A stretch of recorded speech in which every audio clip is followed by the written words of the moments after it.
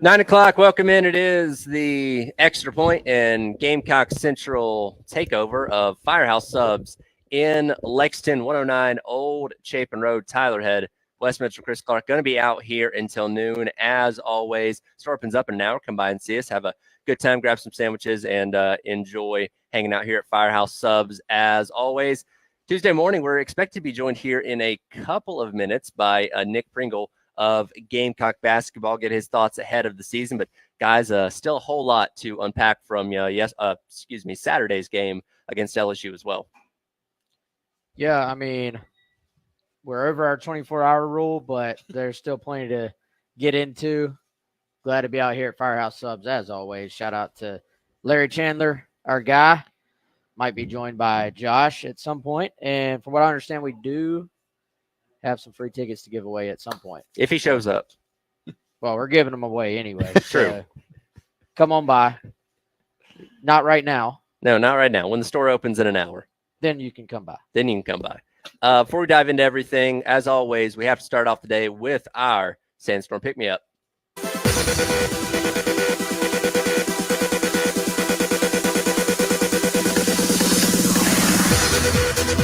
It's time for your 9 a.m. Sandstorm Pick-Me-Up, brought to you by South Carolina's largest injury law firm, George Sink Injury Lawyers. If you've been hurt in the car or at work, call George Sink now at 803 all nines. A lot of Sandstorm happening this past Saturday for good reasons. Obviously, the game didn't end up going the way that we wanted it to, and we'll dive into that plenty. But in just a moment, like I said, we're going to be joined here by Nick Pringle of Gamecock men's basketball as he is walking in. And, I was looking at the calendar today. I can't believe it's already halfway through the month of September. We're going to be talking a lot about basketball here in a little over a month as the season will get rolling there in early November.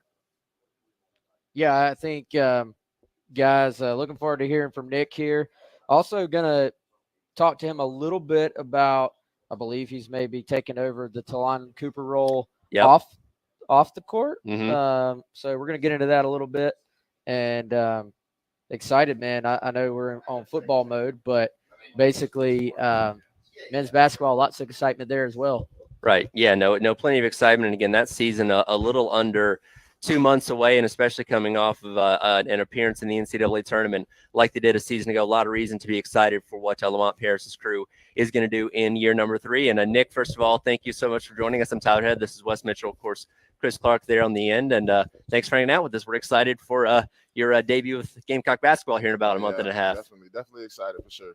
Yeah, Nick, just take us through it, man. What have the last few months been like? Kind of just the whole 9 yards, getting to play here in your home state, getting to know all your new teammates. What all can you tell us just about the experience so far, man? Man, it's really been good, man. I mean, it's really good, first being home. I mean, second, surrounding yourself with, people that you are familiar with, people, it's just, it's kind of a small world a little bit. I mean, you see a lot of these guys, come up. So it's kind of excited just to, be able to build bonds and play alongside them on the court, while playing for a great coach as well. So it's been amazing. You got a lot of mentors, a lot of great coaches around. So it's been a lot of teaching. We got, about half and half young guys, older guys. So, it's a lot of, older guys stepping up. It's a lot of fast learners as young guys. So, I mean, it's been really amazing just to see, the improvement we made over the summer, the conditioning standpoint, skill standpoint. And I think it's just all, putting basketball together, with heart. So, and I think that's what it's going to come down to. You mentioned coming back home. You're originally from South Carolina, started at Wofford, went to Alabama. Now you're back here. What did that process look like at the end of last season to get you here back to South Carolina? Man, I mean, I really kind of, I said before, like I feel like I needed a reset. I feel like I needed,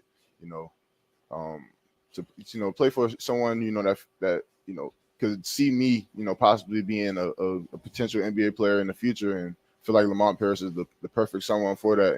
He's going to allow me to feel every facet of my game. He's going to teach me. He's going to, continue to motivate me to be the person I am. And that's the one thing. I don't want to, change anything I did at, Alabama, but I do want to, do more. I do want to, become a better leader. A more efficient offensive player. A great defensive player. Like I just want to, help, feel. I just want to play for my home state, really. I mean, it was just big time, really, just for me to, come back and, play for my home team and, it's been really great, man. I mean, you know, it's I don't know, man. It's exciting, man, just to think about for real.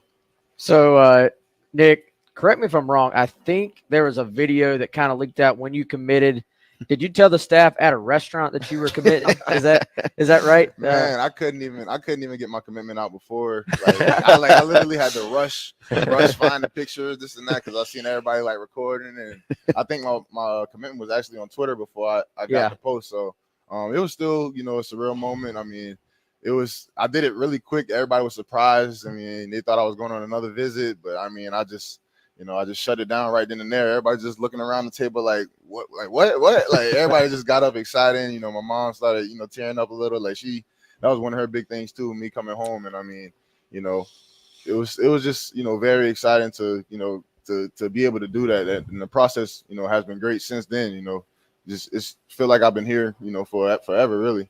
Was the food that good, or what was it about? Hey, I don't know. What was it about the moment that you were like, "Hey, this is it. I want to be here." Yeah, I mean, when you eating hibachi my favorite type of food. So it put me in a good mood, good spot, and everything just felt right in the moment. And I mean, it is. So I don't regret any decision I have made. I mean, it's been amazing, man. I don't think I had a coaching staff pushing this much motivation on me. Just expecting me to be the player that I should be. And, I just want to give it all back to them because they're putting it all into me. So it's going to be great, man. Did they know hibachi was your favorite beforehand, or was that just a coincidence? I think I did tell them, but I didn't know about Hanabi at the moment. So it was pretty good. The cook was fun. I mean, everything just felt right in the moment. I mean, it was amazing, man. So, Nick, you were mentioning how, obviously your reputation is to be a great defensive player, but you mentioned becoming a more efficient offensive player. The last game that some Gamecock fans would have seen you play in was against Clemson in the Elite Eight. Yeah. And you had a really good game. You had 16 points, 11 rebounds, shot about 67% from the field.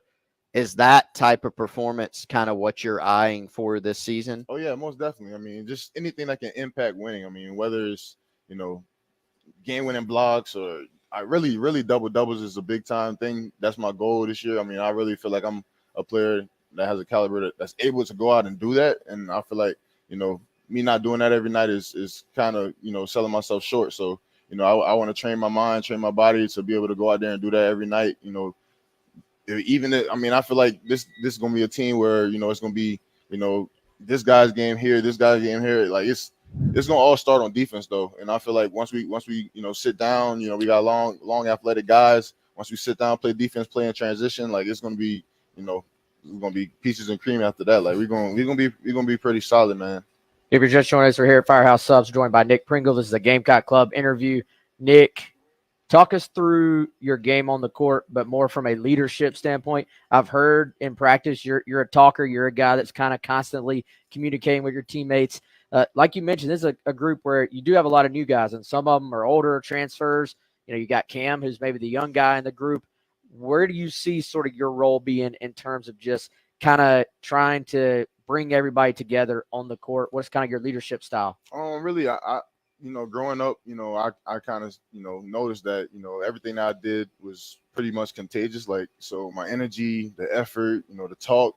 So, I try to do everything to a T. I even got, the coaches, on the side, pushing me to be a better leader. Even if I feel like I'm already doing a great job, like I love that. Like I love reassurance. I love, people willing to push me to be my best. And I mean, me being my best is helping my teammates become, better people and players in general. And I feel like, as I came up, I kind of, struggled, with saying the right things, when to say it, how to say it. I had to learn, personalities, learn how to talk to certain people and how they learn things, because everybody come from different places. Everybody came from different, play styles. So, just, trying to help mesh everything together, not even necessarily an on-court coach, but like just trying to, just make the most out of the team, just get the best out of everybody when you can. So I think, I've done a good job with that over the summer. I do want to, get the team, talk more. I mean, we were very active, we were physical.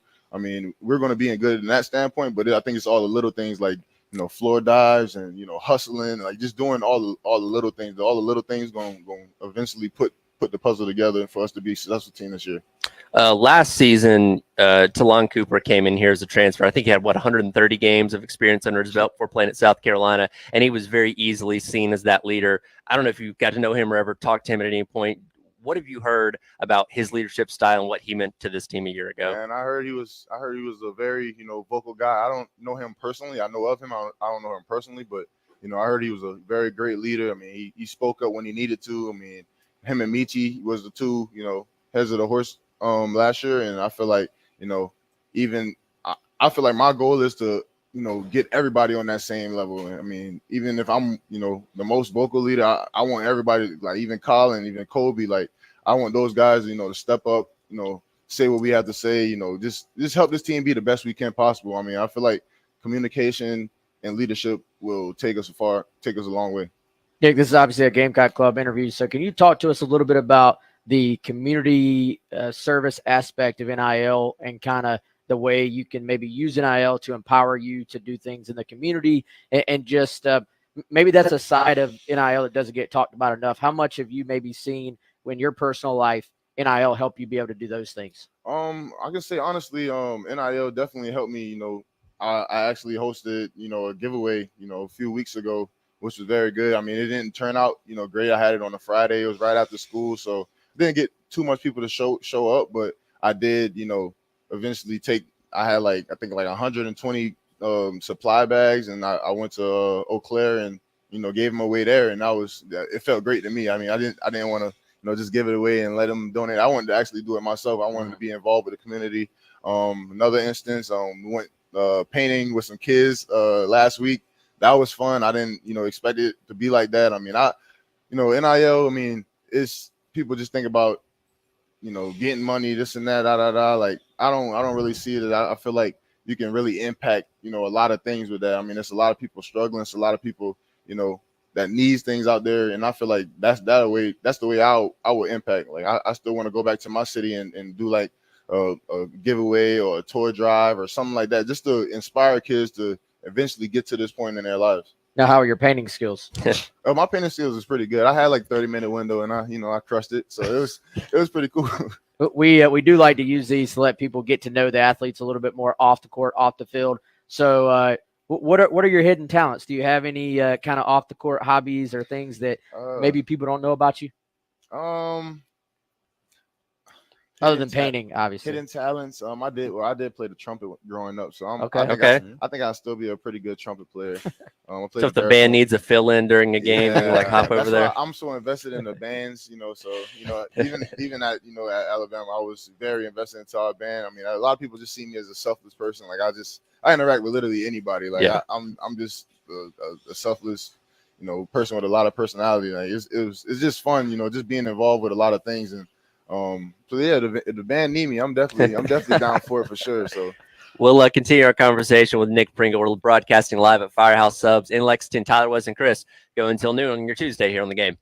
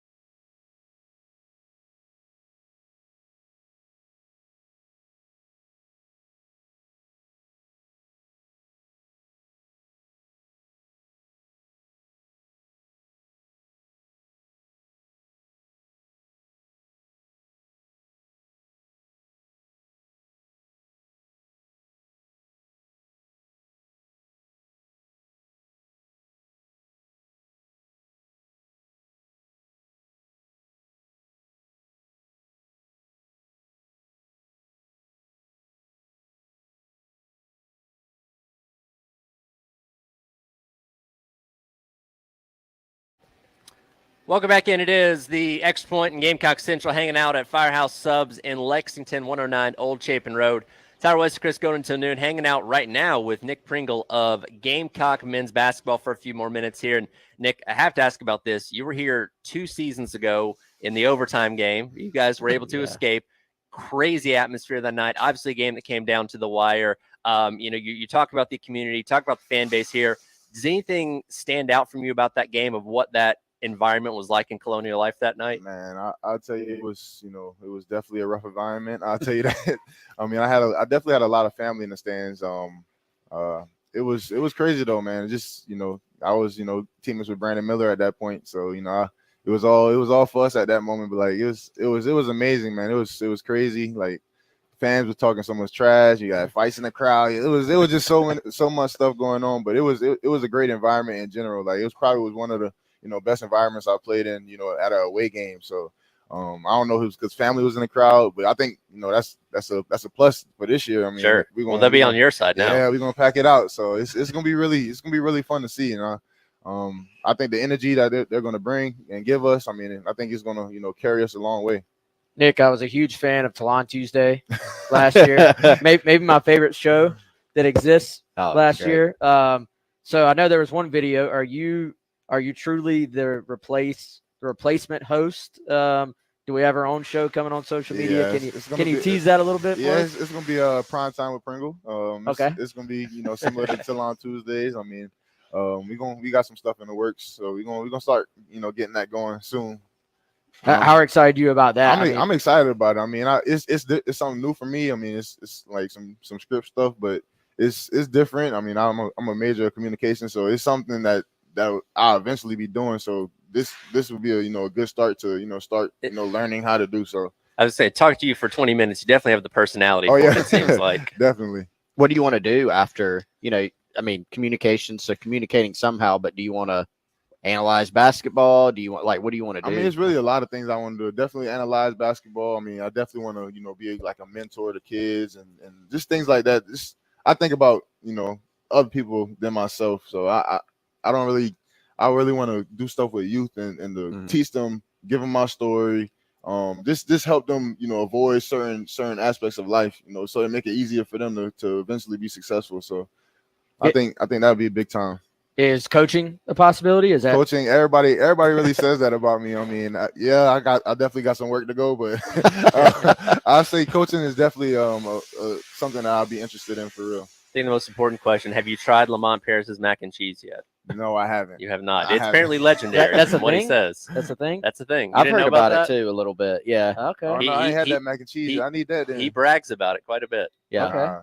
I wonder if is it just your classic mac and cheese, but it's just really good, or is there like a secret? Yeah, a little secret ingredient. Yeah, like he puts bacon in it or something, which I would be in favor of. That would be good. I'm not gonna lie. I'm for that. So speaking of Lamont Paris, can you give us an idea, kind of the day-to-day, what it's like being with this coaching staff now that you've been around them for a few months? It's really been good, man. It's like Lamont Paris, man. He's been awesome. Like he's a guy that just wants to give confidence to his players.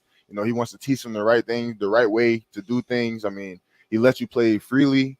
I mean, like he really allows you to do anything you work on. So I mean, it's very it's different for me, because I've been I feel like I've been kind of limited all my career, and I feel like he's given me the opportunity to actually showcase more of my game. Definitely working on my footwork in the post. Just slowing down, being smart about what I do.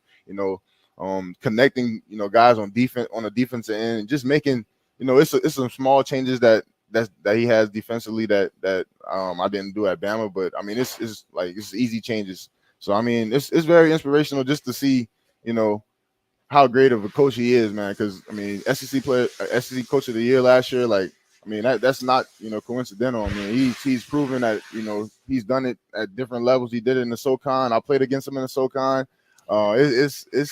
It's gonna be amazing, man. Just to see how much he gives to his players in general. I mean, he just starting with love, bro. Like that's where it starts. You start with love off the court.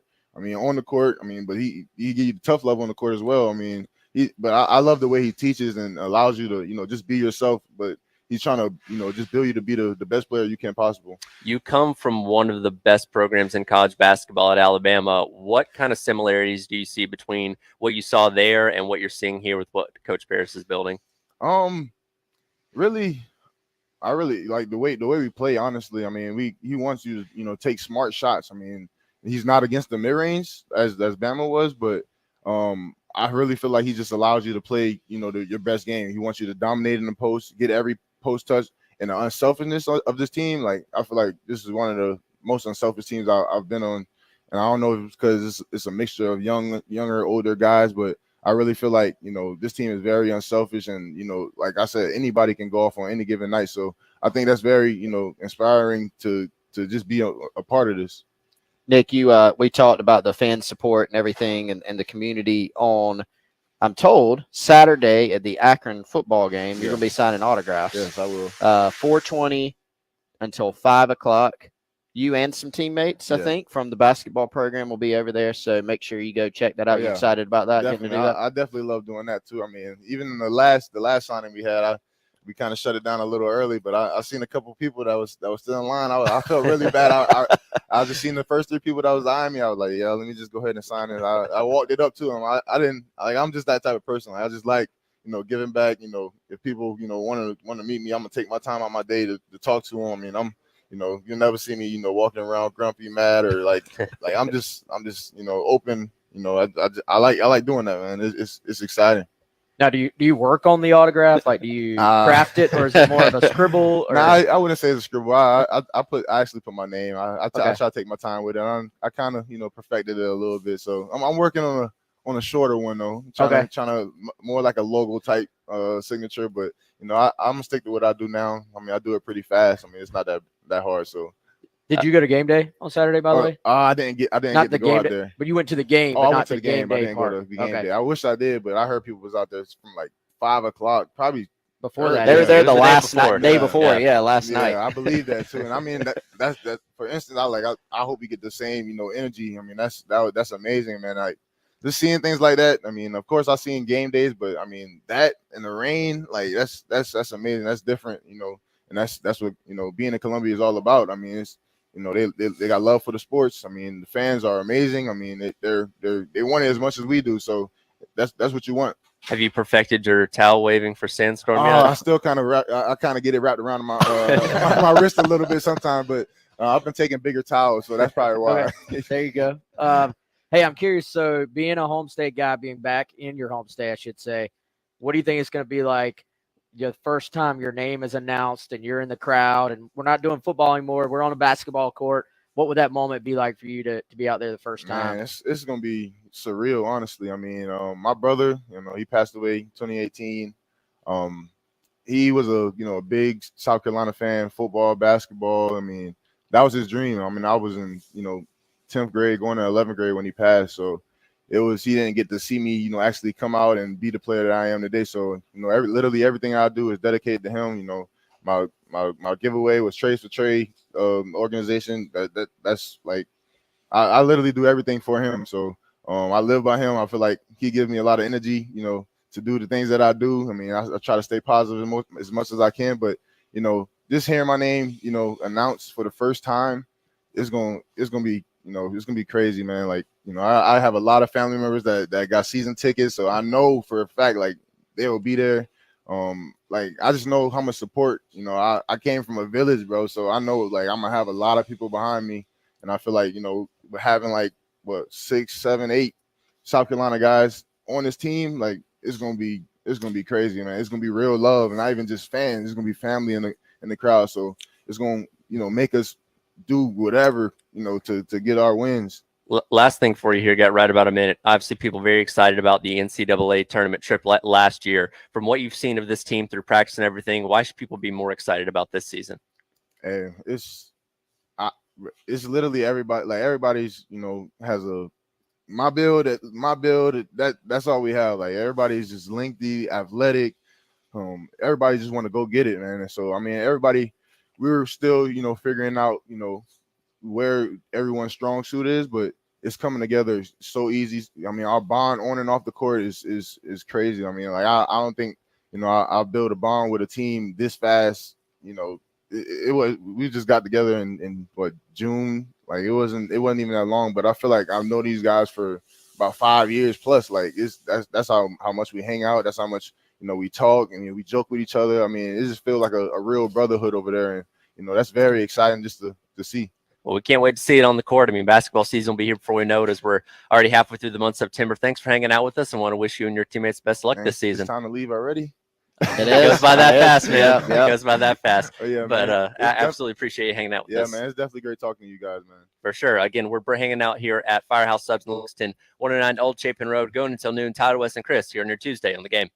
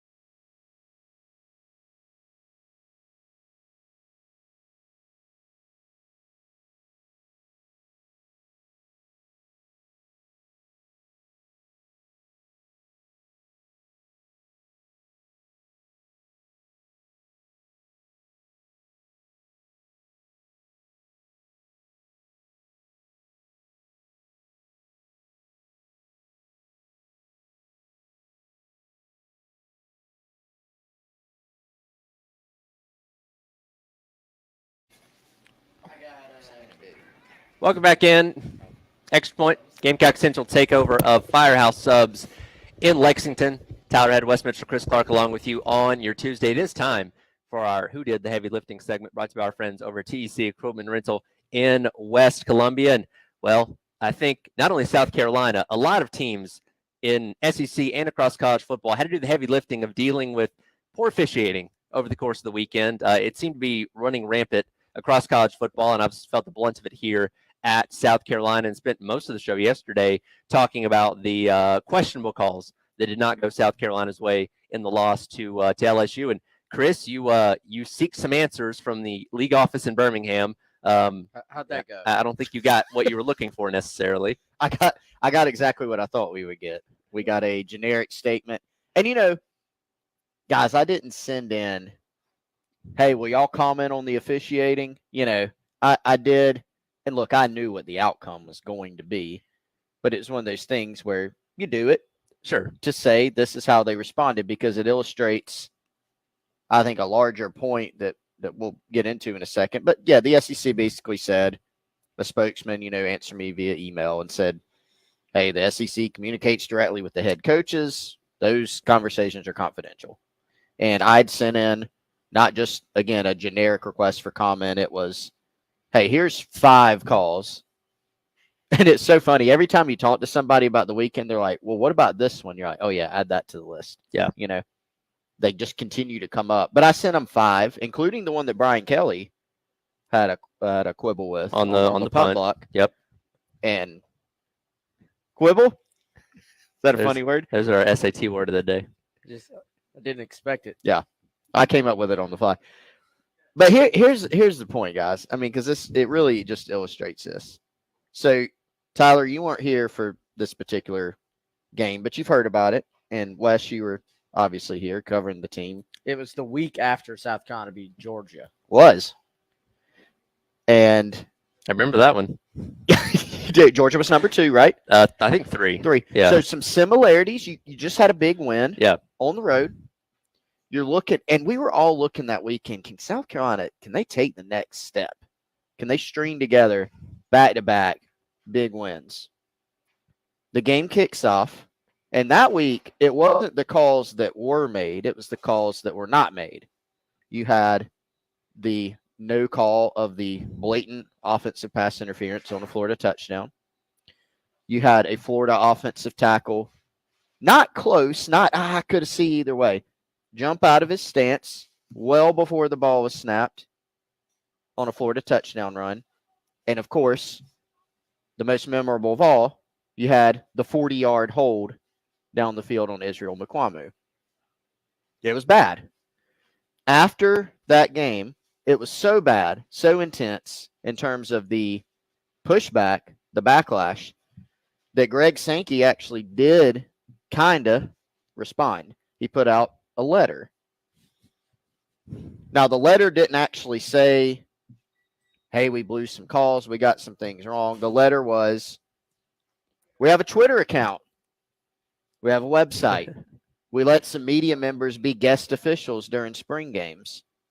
And the most odd part of the letter was that at the beginning, he had a quote about how football is a game of surprises, which is true. That's why we love football. It's a complex, beautiful game. And he said, I remember the quote, we demand perfection. And at that time, that was not right. And it's still not right 5 years later. We don't demand perfection. Everybody who's reasonable understands that being an official is a hard job. Of course. Playing football is extremely difficult. That's why we love the game. Everybody recognizes that. So we don't demand perfection, but we do demand competence. And when there are problems, we do want some transparency about those problems. So that was their response then. They didn't comment publicly on any of the actual calls. Now, let's be fair. Sankey did make a change the following year. Steve Shaw left, I'll put air quotes around that, to go do another officiating job, and he brought in John McDade, who oversees the Sun Belt in the SEC. I know that Greg Sankey is pretty darn well liked by the league's coaches. I know John McDade is respected. I have no doubt that behind the scenes, I don't have specifics, but I've been told they've done some things to try to increase the accountability of officials. John McDade does a good job of actually explaining things when they call, probably better than in the past. But here's what else I know. I think back to that Florida game in 2019 and the problems and the response. I think back to the game this past weekend. This isn't tinfoil hat conspiracy theory stuff. We all saw it. It's on tape. It was bad. It was disjointed. It was disorganized. And a lot of the calls were just wrong. If you think the calls weren't wrong, tell us. Explain us. We would love to be educated. I'll go on here and say we were wrong about that call. I thought this. It's actually that. No problem with that. Instead, you let the misinformation or conspiracy theories or whatever proliferate because you don't say anything about it. And so what that signals is that for a conference it's the best football conference in the world, they have tons of money. And what you're basically saying is this is not important to us. 5 years later, we're still having the same discussion where you have a great, well-played football game. And what we're talking about afterwards is the officiating. Why can we not get transparency? Greg Sankey wants transparency in NIL. The coaches, because of gambling, have to put out an injury report every week, but we can't talk about officiating. They do in the NFL. Yeah, at least pool report after games. Explain the calls. Be held to account. Why were multiple officials, because I verified this, working their first SEC game, not one that you sprinkled in, multiple? We need answers to these things. We're wondering, why is that? Were these calls right? Were they not right? And so 5 years later, we're still having the same conversation. You've made some changes, I guess, but the problems are still here. It's not my job to come up with the solution. I don't know what it is. It's a hard job, but you got to do something different so we're not sitting here in 5 more years having the same conversation. Well, and again, it's crazy with how much money is generated through college football that we're still dealing with part-time officials, these guys that have regular jobs Monday through Friday that make a couple $1,000s on the weekend to go call these games where, them doing their job poorly does not have as profound of an effect on if they were full-time and this was their only thing they had to focus on was calling SEC football games or whatever it may be. And the NFL deals with the same thing because they don't have full-time officials either. But there does seem to be a little more accountability when things go wrong at that level that unfortunately SEC and college football as a whole are still dealing with. Well, I think to Chris's point, if there was some transparency after the game in terms of like the horse collar call, it's probably the right call. Yes, put that out. Yeah, it is the right call. But if I'm watching the stadium, I'm going, that's not a horse collar unless I know like the real intricacies of the rule. And I don't have the TV guys, obviously, like you do at home, telling me, well, hey, actually, technically this year that is a horse collar. If you had, hey, here's where the controversial calls, here's what we saw. Do you know how much that would help? I would think. And then now I still, guys, and I asked yesterday as well, from what I have heard, there has still been no indication that the call was on anyone other than Mazio Bennett. So I still want to know.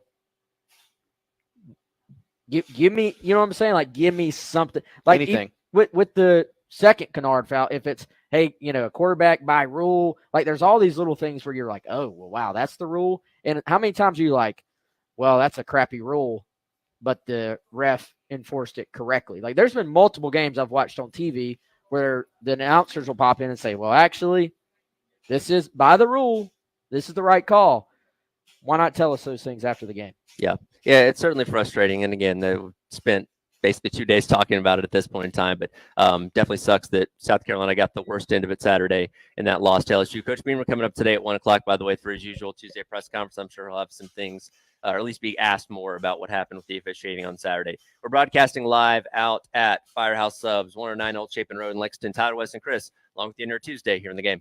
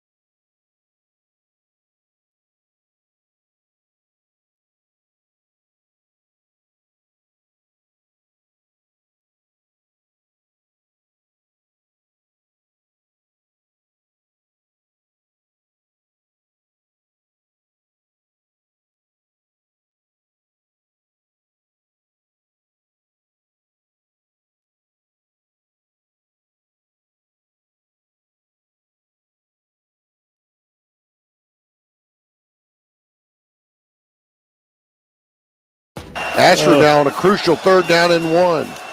Gamecocks down by 5. They're going to try the left side, and they got it in a big way. Here comes Rocket at the 40, 30, open it up at the 20. Rocket Sanders into the end zone. Touchdown Carolina. Touchdown Rocket Sanders. You can hold him down for so long, but eventually there will be a takeoff. 66 yards. Oh, my, boom. Welcome back in. It is the Extra Point and Gamecock Central takeover of Firehouse Subs here in Lexington 109 Old Chapin Road. Tyler Ed, West Mitchell, Chris Clark going until noon. That was the call on Saturday for Rocket Sanders' 66-yard touchdown run there in the second half, and one of the many big plays that South Carolina had en route to, unfortunately, a 3-point loss there to LSU. But, guys, we talked about this a lot leading into the game last week, that Rocket has been perfectly fine through his first 2 games, and we had not seen that breakout moment or breakout moments like he had at Arkansas a couple years ago. And I think we certainly saw that on Saturday against LSU. Yeah, that was special, man. And, kudos to the offensive line. Gave him a little more room to work, but also we just saw him breaking lots of tackles. We saw him running to daylight. We saw him understanding leverage and sort of where to hit the hole.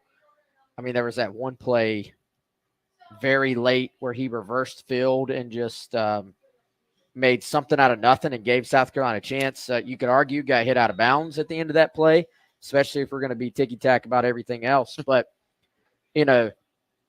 I think we've seen this from Rocket in terms of the tackle breaking ability so far this year, but there was a little bit more room to run this time.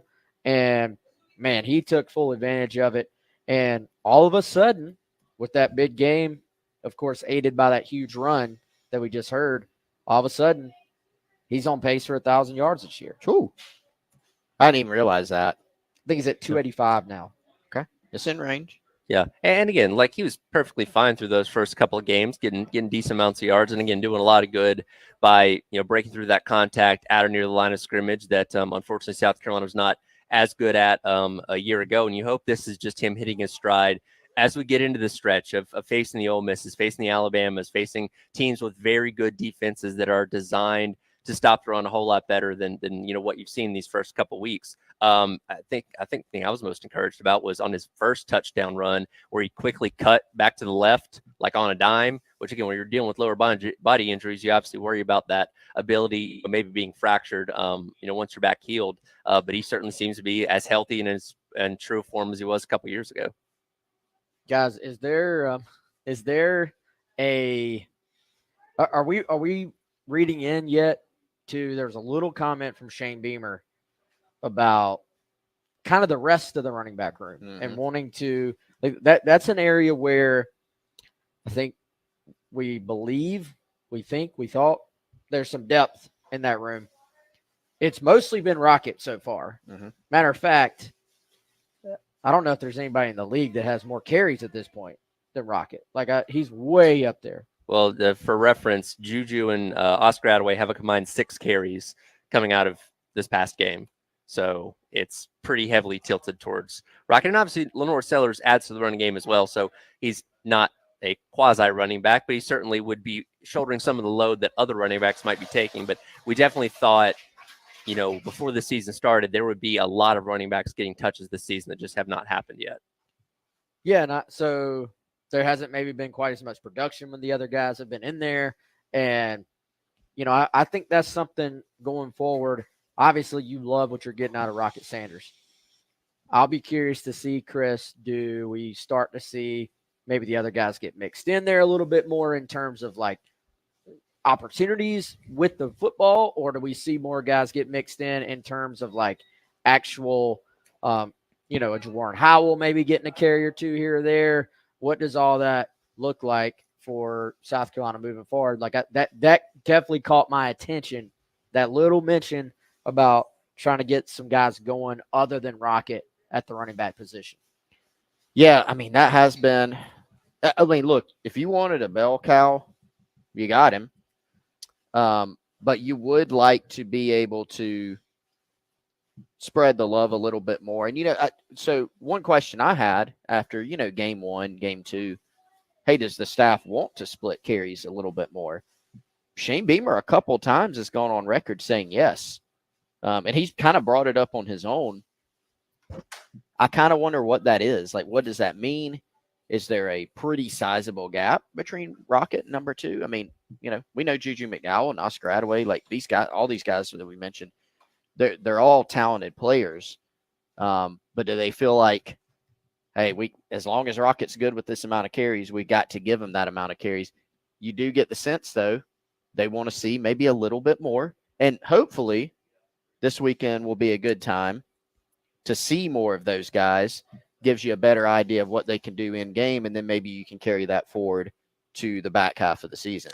Absolutely. Well, we'll continue this conversation about running backs. Also going to get into talking about what happened in the trenches from Saturday as well. As again, we spent a lot of yesterday's show talking about what happened with officiating. So a lot of things to continue to talk about come away from the game on Saturday as well. Again, broadcasting live here out at Firehouse Subs 109 Old Chapin Road, Tyler Head, West Mitchell. Chris Clark, Josh showed up. I believe we're going to have some tickets to give away as well when the store opens up here in just a couple of minutes. So come by and see us broadcasting live until noon here on the game.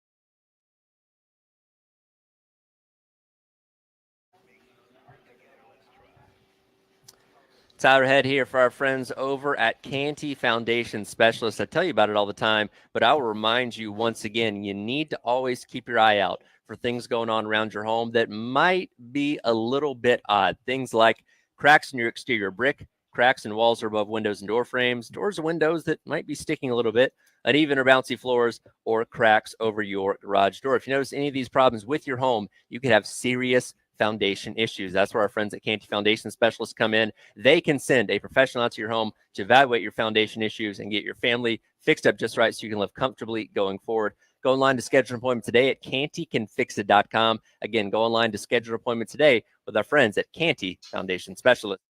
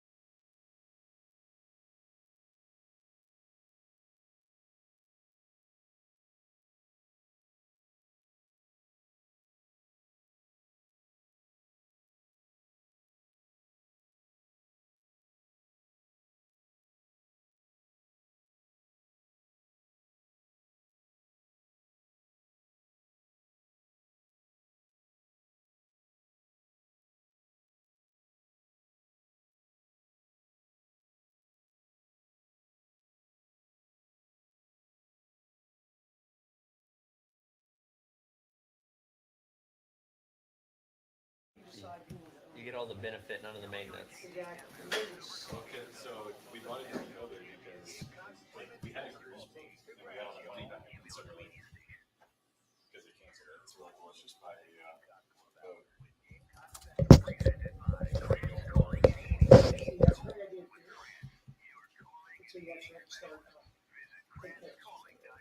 Almost bought a boat. I lived in Wisconsin. I was like on the water. But Sandsway, like 700,000. Hey, in all seriousness, Josh, how soon before we throw that? Welcome back in. It is the Game Clock Club Hour, now presented by Krantz Heating and Cooling. Tyler Head, Wes Mitchell, Chris Clark. We're broadcasting live at Firehouse Subs in Lexington, 109 Old Chapin Road. Smells like bacon in here. It's amazing. I'm going to have some sandwiches in a little bit. Everybody's here. Of course, when there are free subs, everybody shows up. Josh is here. Terry's here. Jeannie's here. I think half the Cumulus offices are here as well, as always a good time here out at Firehouse Subs. Want to continue on our conversation about running backs. Talked about Rocket there, who, of course, on Saturday finally looked like the Rocket that we've been waiting for and expecting. Not a lot of carries going around the rest of the running back room. And, you know, like you said at the end of that last segment there, Chris, that's fine as long as Rocket is healthy. And again, going back to what Beamer alluded to the other day, let's just say, God forbid, knock on wood, it doesn't happen, that if Rocket was dinged up for, you know, a couple drives or whatever, is there enough confidence in the rest of this room that they'd be able to hold the weight of running the football with Rocket being on the sidelines? We don't know. I mean, you know, on one hand, given what Beamer has said publicly a couple times and the statistical reality that they have not gotten that many carries, you could probably say no. On the other hand, Rocket Sanders is really good. He's showing why he was really good. If you got a bell cow, you need to ride him. And, you know, you just played a very close game at LSU or against LSU at home. The Kentucky game, you were able to pull away, but Rocket Sanders was a critical part of that game as well. You haven't had really any of your 3 games where you're going, all right, it's time to empty the bench. You know, now would you like to be able to sprinkle in some other guys a little bit more, whether it's situationally or, hey, this is an Oscar Attaway drive, you know? I think so. You know, we felt pretty good about this room going in, so I'm not saying it's necessarily a negative, but there is a reason. There's probably more than one reason. I think we just talked about a couple that these guys haven't seen as much time yet. Yeah, I think like anything, there are levels. And at this point, based on what we know, I mean, could the other guys go in there and be fine, be okay?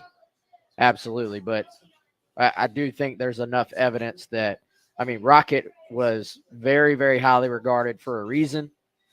He's a 1,400-yard rusher 2 seasons ago. And it just seems clear to me that he's a difference maker. And, you know, right now, maybe the other guys aren't. What happens if they get in there, get going, get a little momentum? You know, does that change? Obviously, it could.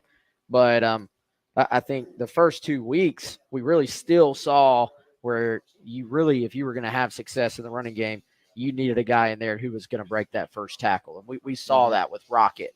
And so I think this week we'll see what happens at the quarterback position in terms of health. But for me this week, this is when you want to get some of those other guys in the game. You want to get your other running backs in the game.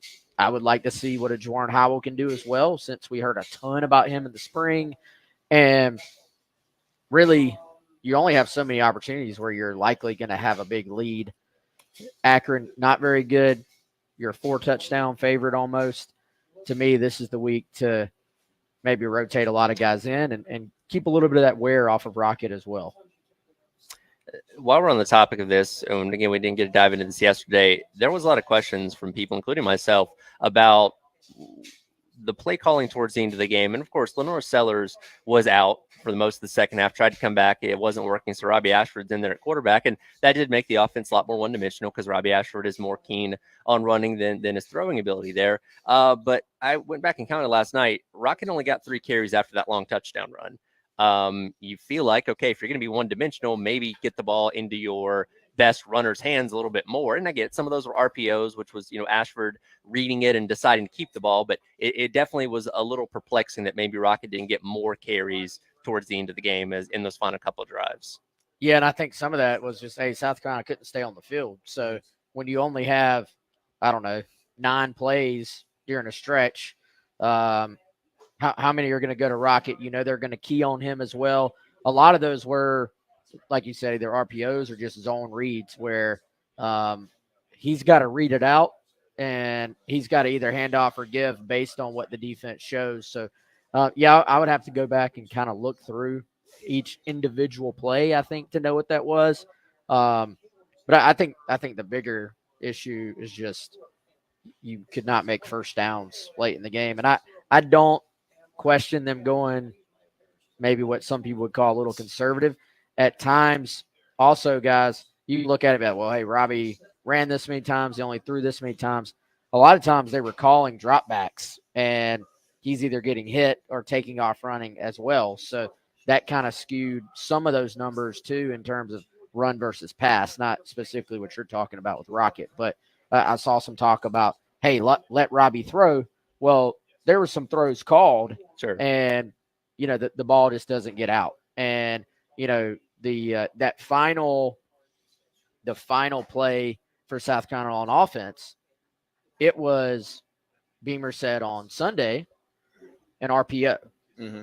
If you go back and look at that play, based on whatever he saw pre-snap, I mean, he hands it off almost immediately. Like it didn't look like he read that play out. It looks like he was like, I'm handing this ball off. Yeah. Period. Josh Simon comes across same play as first play of the game. Except he didn't read it. Yeah, he didn't read it. He just handed First it play off. of the game, it went to Josh Simon Yeah. on that little where you're dragging across the formation. Yeah. By the way, Rocket is, Tyler, as you mentioned earlier, confirmed he is leading SEC running backs in carries, 56. Next closest guy is Le'Veon Moss from A&M and Jaquindon Jackson from Arkansas, both at 47. Dylan Sampson from Tennessee has 9 rushing touchdowns already. He probably had 5 of them this past weekend. Probably. Were any of those after an onside kick up 30? I don't know. What did y'all think of that? Oh, they never know when they're going to come back on you, right? No, that's just What was that about? I don't know. I think I don't know. Josh Heupel is feeling very good right now, feeling very confident. Obviously, heading into Oklahoma this weekend, where I'm sure he's going to get a warm welcome. He's got a pretty lethal offense from what we've seen so far. Now, they've yet to play the toughest competition. They're going to hammer Oklahoma, though. Yeah, they should. Got Bama, Georgia, teams like that coming down the line that are just certainly going to test them. But, man, if you can flex, he's flexing. It just seems a little like has there been all I saw was, hey, Tennessee did this up 30-0. Is there any context whatsoever? Not that I'm aware of. Like, surely the opposing coach was asked about it. I don't know. I'm gonna effort that. I don't know. They had 65 points at halftime, called off the Dogs in the second half, only scored 6 points, and cruised to a 71-0 win. Kent State. Yeah, I don't know if he has a personal vendetta against Kent State. Maybe he applied and didn't get in or something. I don't know. But that was quite a mauling. And I mean, they took NC State to the woodshed 2 weeks ago. They bludgeoned UT Chattanooga in week number 1. Like, they're just showing off what they have on offense at this point in time, it seems like. Yeah. They're good. They're good. They're really good. I mean, they should feel good, should feel confident. Nico, up to Nico's this point, has lived up to what the hype is. Now, again, they've got tougher teams coming down the pipe that are going to test him and maybe make him look like a redshirt freshman. But until you see that, you're going to believe the hype. NC State, by the way, since you mentioned them, this season. Didn't Grayson McCall go out this past weekend He's with out. an injury? He's out for the Clemson game. So Clemson has caught another break.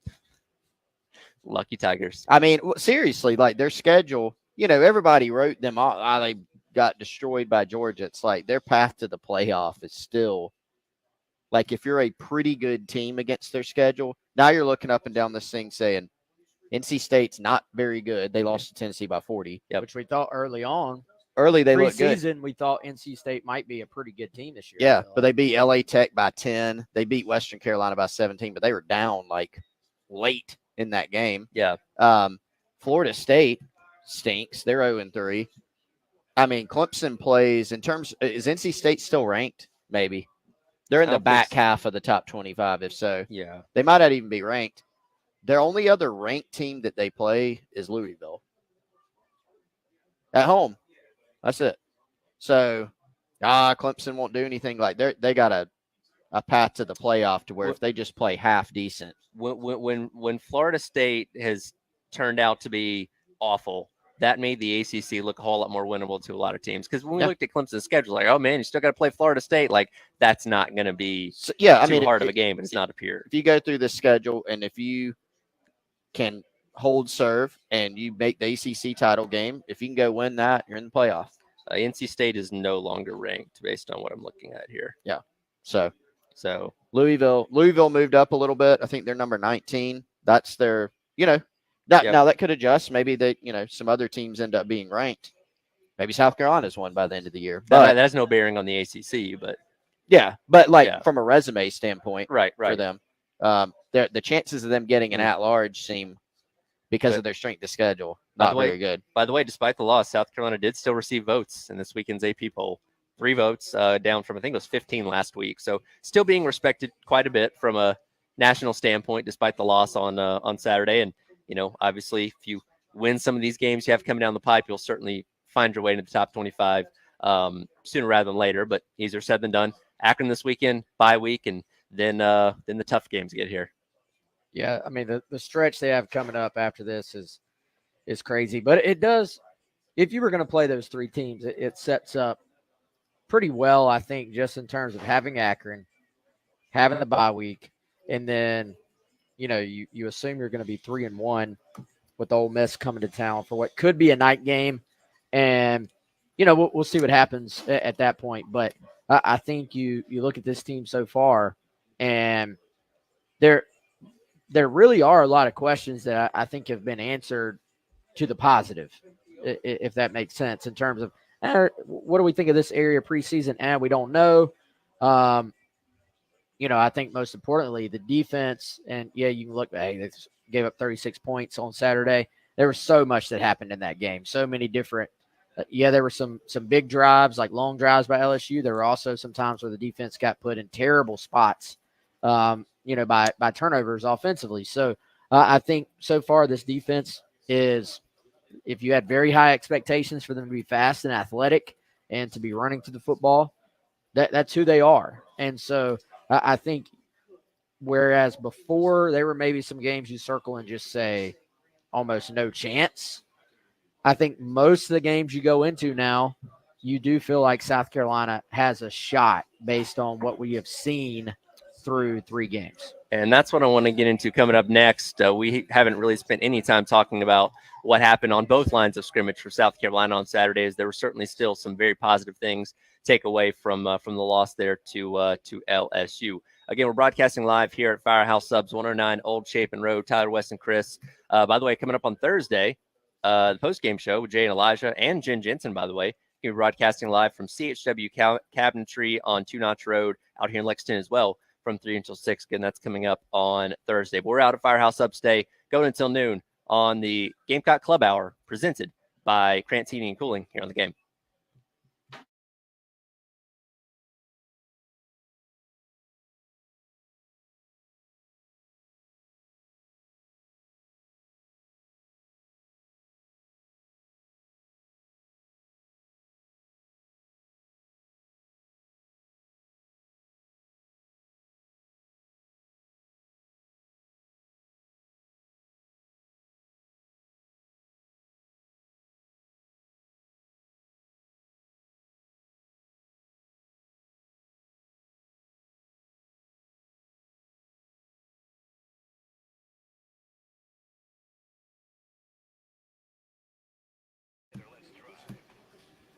All right, catching up with all the college football action, keeping up with it this season. It's been pretty fun, pretty thrilling so far.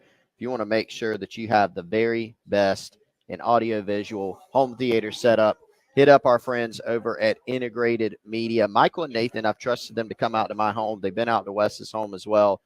They can come out to your home or your business and do anything you need from an AV standpoint. If you're having problems with your internet, dead spots in or around your house, getting the buffering signal, having problems getting on the internet, loading things online, they can help you with that.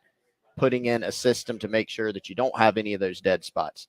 Sonos wireless speakers, sound bars, great televisions, flat screens. They can mount them just about anywhere.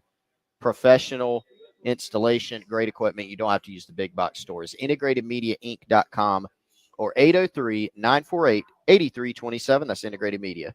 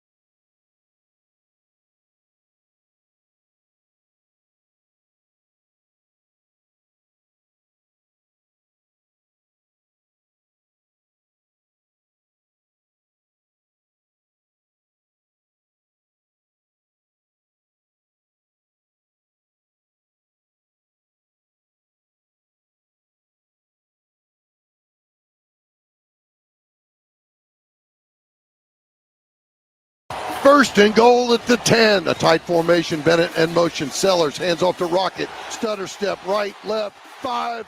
Touchdown Carolina. Touchdown. Rocket Sanders from 10 yards out. A block punt. Turnover. Touchdown. Boom. Light this place up. The extra point will make it 17-0 with 12:19 to go in the second quarter.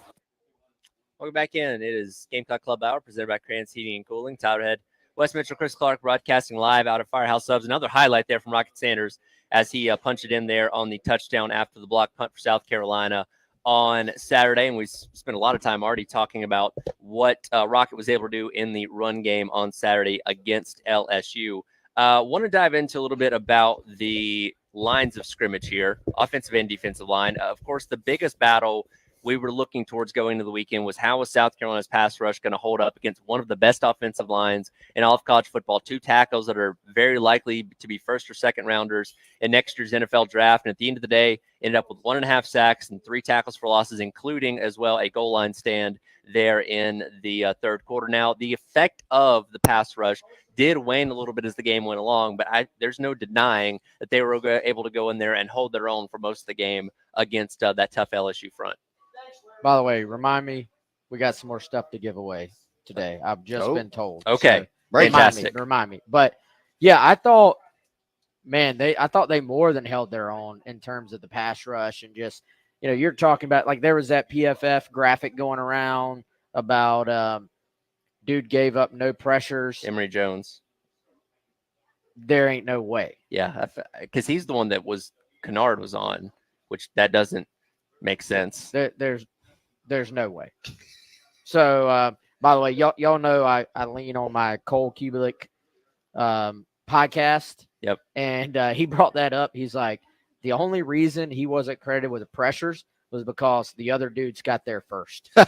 So he used more colorful language than that on his podcast, but y'all get the point there. Yeah. So, guys, if this really is the best O-line Carolina's going to face this year, at least in terms of pass protection, I think you got to be excited, man, about what that means for this group. Like, we knew they were good, but we wanted to see what that looked like against what a lot of people think is the best O-line, at least in pass pro, in the SEC. And, they more than held their own. Yet Carolina won the battle big time early on. Now, LSU, a lot of it, LSU made some adjustments as the game went on. If you look, you'll see, for one, LSU, I think early on, thought, well, we're going to do what we do. We're going to trust our guys.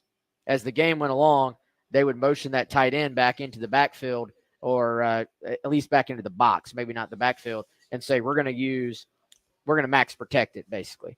Also, they used a lot more quick game as the game went on, where it's our quarterback knows he's going to get hit. Mm-hmm. He knows he has to put the ball in a tight window, and he's just good enough to do that. We saw him make some sidearm throws, some throws where he's anticipating a guy being open before he's even open, and he's just dropping it into a window. And we also saw LSU make some adjustments and kind of hit some areas in the run game where Carolina's maybe edge or defensive end guys were getting upfield in the pass rush, and LSU was able to hit the run game right behind it. So for the most part, Carolina won this battle, in my opinion, but then LSU, credit to them. You expect this with a veteran front. They did sort of punch back a little bit, and they made some adjustments. Then you have this cat and mouse game. Carolina then started showing blitz at times, then dropping back. You saw that on the interception that was not by Nicky Mawari, or the interception was, the pick six was not. But, they show a look where you think they're coming up the A-gap, and then they drop everybody back, and Nussmeier throws it right into Imawari's chest, essentially. So it was a beautiful cat and mouse game between the two sides.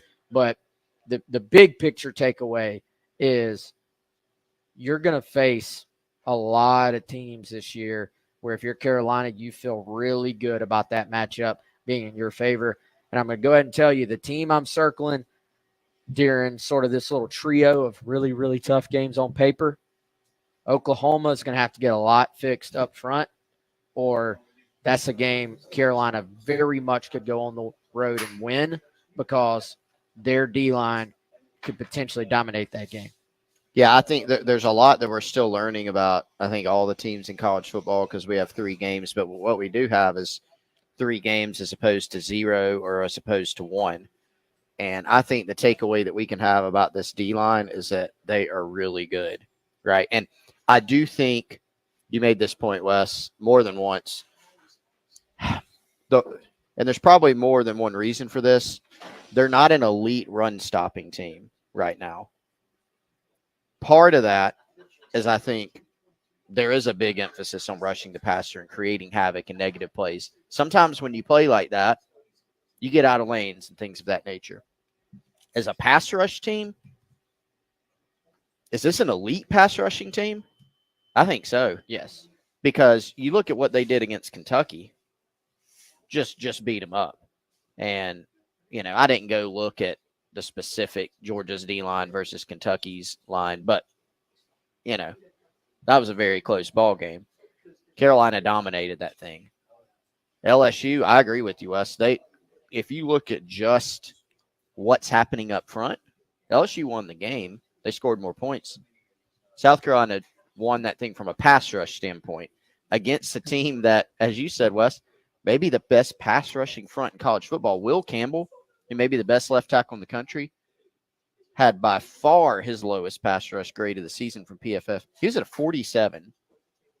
Now, statistically, he allegedly didn't give up a sack. He gave up a pressure and a hit. I go back to what Cole Kubelik said, probably because somebody else got there first on those plays. Go back and watch the tape. Kyle Kennard, Dylan Stewart, they gave LSU problems. And when you look at the stat sheet after the game, Dylan Stewart didn't really do anything of note, and was held in check for the game. Held being the key word. Held, yeah, there you go. Statistically Speaking, yes. But that's the benefit of having multiple guys with the ability that we have on that pass rush, because you have Kennard coming off the other side. Gilbert Edmond was making plays early in the game. It's not just a one-man show. You have threats coming from both sides. So, yeah, you can focus on Dylan Stewart on one side, but you have a threat coming from the other side as well. Yeah, and I mean, you've got threats up the middle. They were blitzing a lot as well. So, Ben Martin Scott had a sack where, you could take your pick. There were 4 or 5 guys around the quarterback who's going to get there first.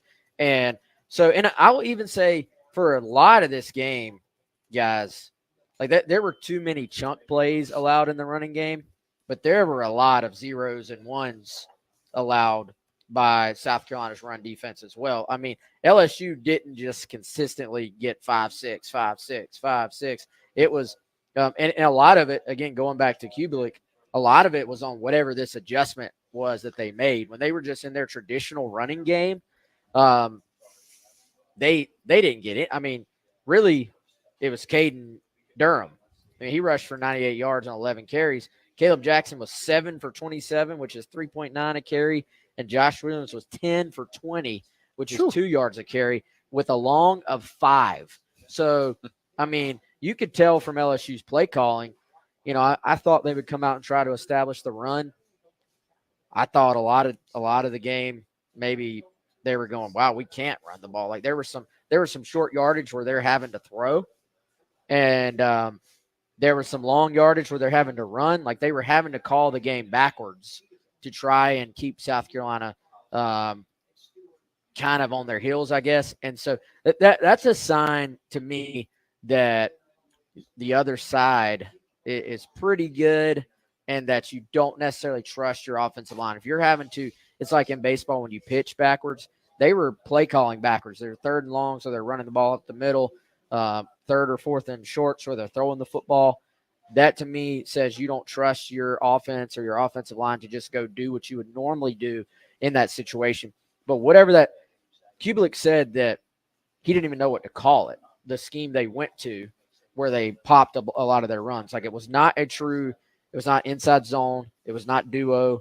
It was a just different wrinkle where it was kind of like inside zone, but they were actually blocking the backside defensive end. Normally on inside zone, you don't block the backside defensive end. That's who you're reading if it's a zone read. Well, they were, but they were kind of just kicking the defensive ends out because they knew they were trying to get upfield to rush the passer and then running underneath that, which, obviously was a good adjustment for LSU. But I think ultimately you do feel really good about where this defense stands through 3 games. Yeah, I certainly feel like they can go up against anybody that's left on the schedule after doing what they did against LSU on Saturday. We'll take a look at the other side of the trenches with South Carolina's offensive line going up against LSU's defense on Saturday as well. Reminder, Coach Beamer's presser coming up today at 1 o'clock. You'll be able to listen to right here on the game during the halftime show with myself and Terry Ford. We're at Firehouse Subs, 109 Old Chapin Road in Lexington. Tyler Ed, Wes Mitchell, and Chris Clark going until noon here on the game.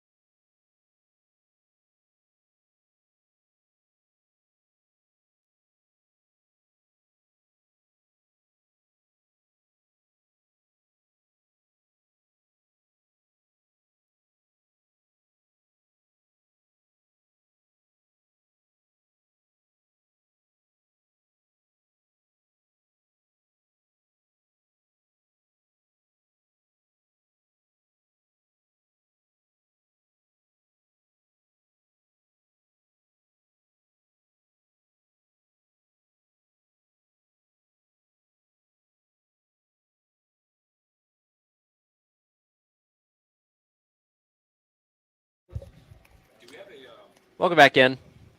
Gamecock Club Hour / Gamecock Central Takeover of Firehouse Subs in Lexington, presented by Krantz Heating and Cooling. Tyler West and Chris going until noon. Josh is here. Terry's here. Jeannie's here. The guy Larry Chandler's here. It's full house. Come by. We've got tickets to give away for Saturday's night's game against Akron as well. We've got to figure out what embarrassing thing people have to do to get tickets this time. I think it was serenading Josh with a sweet melody last time that nobody unfortunately did, crazy enough. But we'll come up with something different this time. I want to continue looking back on what happened on Saturday because we didn't get to a lot of it yesterday. We focused on the defensive side of the line of scrimmage in the last segment. I want to go to the offensive side of things now with this offensive line. At the end of the game, they did end up surrendering 5 sacks. South Carolina quarterbacks, because we did see both Sellers and Ashford pressured on a third of their dropbacks. They did have their best rushing total as far as yards. For South Carolina backs, and a lot of Rockets runs were those inside type of runs they weren't having a lot of luck with through the first couple games of the season. Seeing steps in the right direction, at least with this offensive line. Yeah, I think pass protection obviously still has some improvement to go, but at the same time, how many of those are on the offensive line? How many of those, frankly, are on the quarterback not getting the ball out quick enough? I think that's a lot of it where you have kind of that internal clock, and that's something that comes with time, I think, comes with comfort level. You're talking about a redshirt freshman, and you're talking about obviously a guy who has experience in Robbie, but who was asked to go in as the backup when you're not prepared to be the starter going in. Like, you're not getting all those starter reps is what I'm trying to say. He was prepared clearly in terms of ready to go in, or he wouldn't have been able to sort of run the offense the way he did. But I think in terms of getting ready for a game, you obviously give your starter way more reps. So to me, the situation there, just the overall pass protection, everything with the passing game, period, I think is going to have to continue to get better and progress throughout the season as the year goes on. But a lot of the pass protection issues still, in my opinion, remain on things that aren't necessarily specifically about O-line blocking. Yeah, I think you were talking about this week, Wes. Normally if you see a sack, it is immediately like your generalized reaction, the offensive line, and that could be if the quarterback literally stood back there for 8 seconds. People be like, why can't they protect? Have there been times this year where South Carolina's offensive line has given up sacks, pressures? Yes, absolutely. Nobody's sitting here saying otherwise. But, Beamer was asked about it after the game, and I can't remember if it was directly in the post game or on the Sunday teleconference, but he kind of went as far as to say, we gave up some sacks, but they weren't on the offensive line. And, to me, that meant exactly what you're saying, Wes, that there were instances where, certainly you think of was that the last sack of Robbie Ashford where it was the fumble? You got to get rid of that ball. Yep. Last one was on the last drive. Last drive, yes. Yeah. One of the last sacks. On a 2nd and 1, I think, was that was a tough one, too. Now they hit the big throw yes after that. But you're sitting there thinking at the time that there were some sacks, frankly, where you're going, can't take a sack there. Yeah. Yeah. There are multiple sacks like that, honestly. The offensive line, by the way, was officially credited per PFF. So that's just 3 sacks on the day. Now, is that right? I couldn't tell you for sure, but that's what they say. So, we have seen a variety of different things. We have seen every facet, which is, I think, typical. We've seen, you can go back and watch a play where there was a sack and maybe there was so much going on. You're trying to go, okay, what really happened there? And you go back and look and you say the tight end missed a block or a back missed a block. You can go back and look and say the quarterback held onto the football for too long. How much of that can you improve, right? What you want to see from your offensive line, I always say, if you have a physical loss on the offensive line, not that you like that, you can deal with it. What you don't want to see is the mental bust up front. I think early on in the season we did see some of those, right? So can you, especially with aside from Josiah Thompson and Casey Henry hasn't played a ton, you do have a veteran group in there. So can you just continue to bring that along, and then can your quarterbacks do a little better job, especially in those situations like you talked about, Wes, the second one? Can you make sure that you're not holding on to the football for too long? And let's be fair, you mentioned that was on a second one, Wes. Should you have called a different play? I mean, that's fair too. I think it's all up for discussion. Absolutely. And again, that's kind of looking at things from a pass blocking standpoint. The run blocking, again, best rushing performance for South Carolina this season. Obviously, Rocket ended up having a big day. And thinking back to some of the specific, like the long touchdown run, or one of the touchdown runs, I think it was Casey Henry that hit a key block there on the edge. And then on Sellers' long touchdown run, Kamar Bell got to the outside, made a good block. Like you're seeing improvements in that area as well, which again is the focal point of South Carolina's offense as of right now is the pass game is coming along. So encouraging to see that improve. Though, again, LSU was a team that was struggling to stop the run a little bit coming into this game.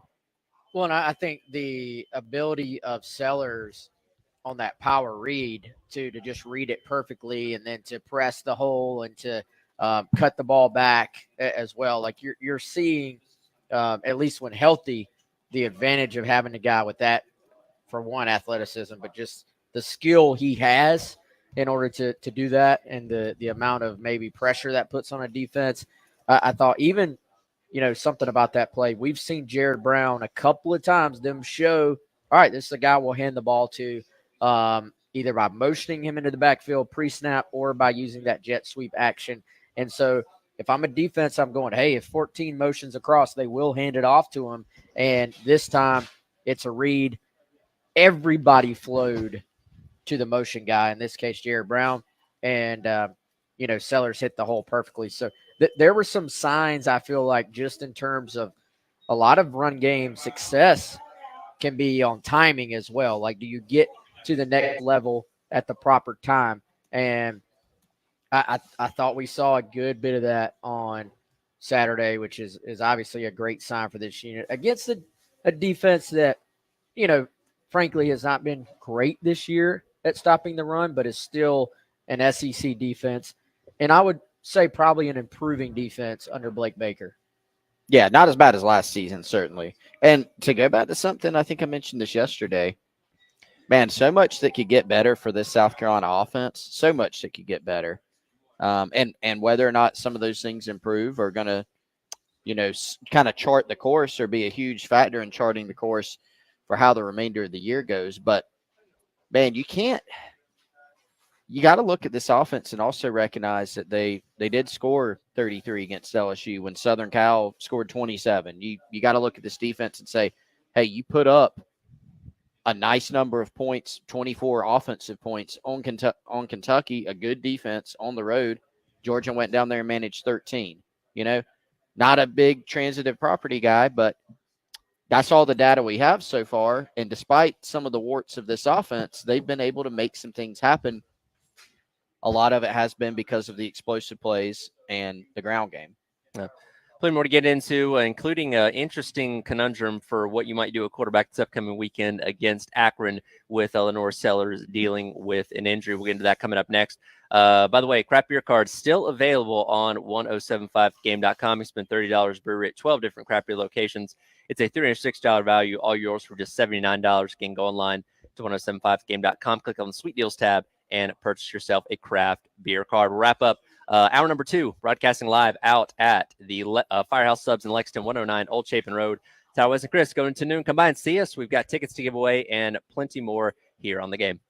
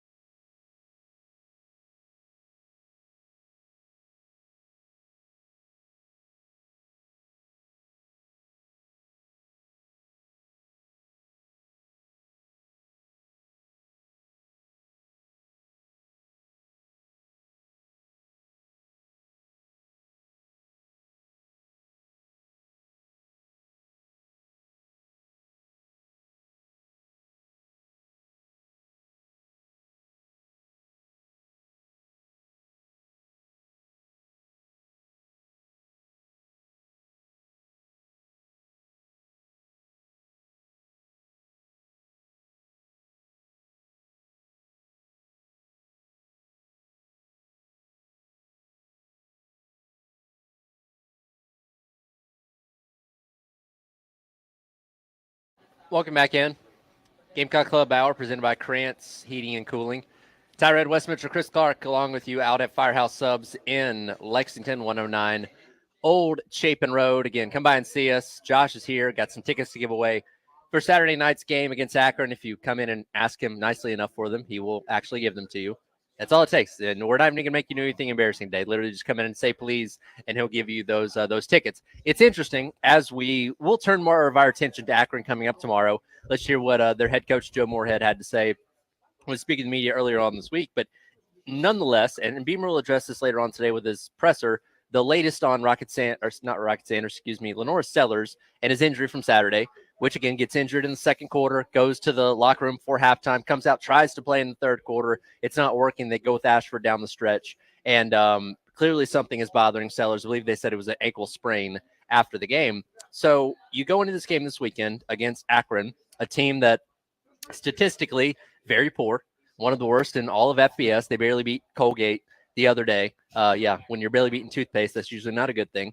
I'm glad you made the toothpaste joke, so I didn't have to. There you go. Thank you. So a lot of people, including myself, asked the question, okay, how do you play this with Sellers? If he is only 85 or 90%, do you let him go, or do you err on the side of caution, knowing you got a bye week and Ole Miss coming up in a couple weeks, and say, you know what, we feel good enough, we can handle things with Robbie Ashford. We're going to let Sellers sit, get back healthy, so you can be good to go for a couple weeks from now. That's how I'd handle it. I mean, at the end of the day, no disrespect to Akron, you should certainly be able to beat this team at home with what you got. You'd love for Sellers to be able to go in there, get more reps. I think you still forget sometimes. All right, redshirt freshman, fourth, the next game he plays will be his fourth start in college football. He needs those reps. He needs the reps in practice each week. He needs the game reps. So you'd love to have him, obviously, and he is your starting quarterback for a reason. This offense, talking about the offense last segment, they've done what they've done, not having him for 3 quarters, basically. Yep. A couple against LSU, one or so against Kentucky. So you need him in there. But is this a week where, you can spare not playing your starting quarterback? You would think so. So if there's any question at all, you rest him. And there hasn't been an official announcement about that, anything like that. We'll see if Beamer ends up addressing it this afternoon or Thursday on Carolina Calls or throughout the week. Don't have to put out the injury report this week. That's true. But he did not SEC say game. he did say ask me on Tuesday on Yes. an injury report. He'll say something. We'll see if we get something on that on Jared Brown. He's got a on leg. TJ Sanders. And here's the thing with a bye week next.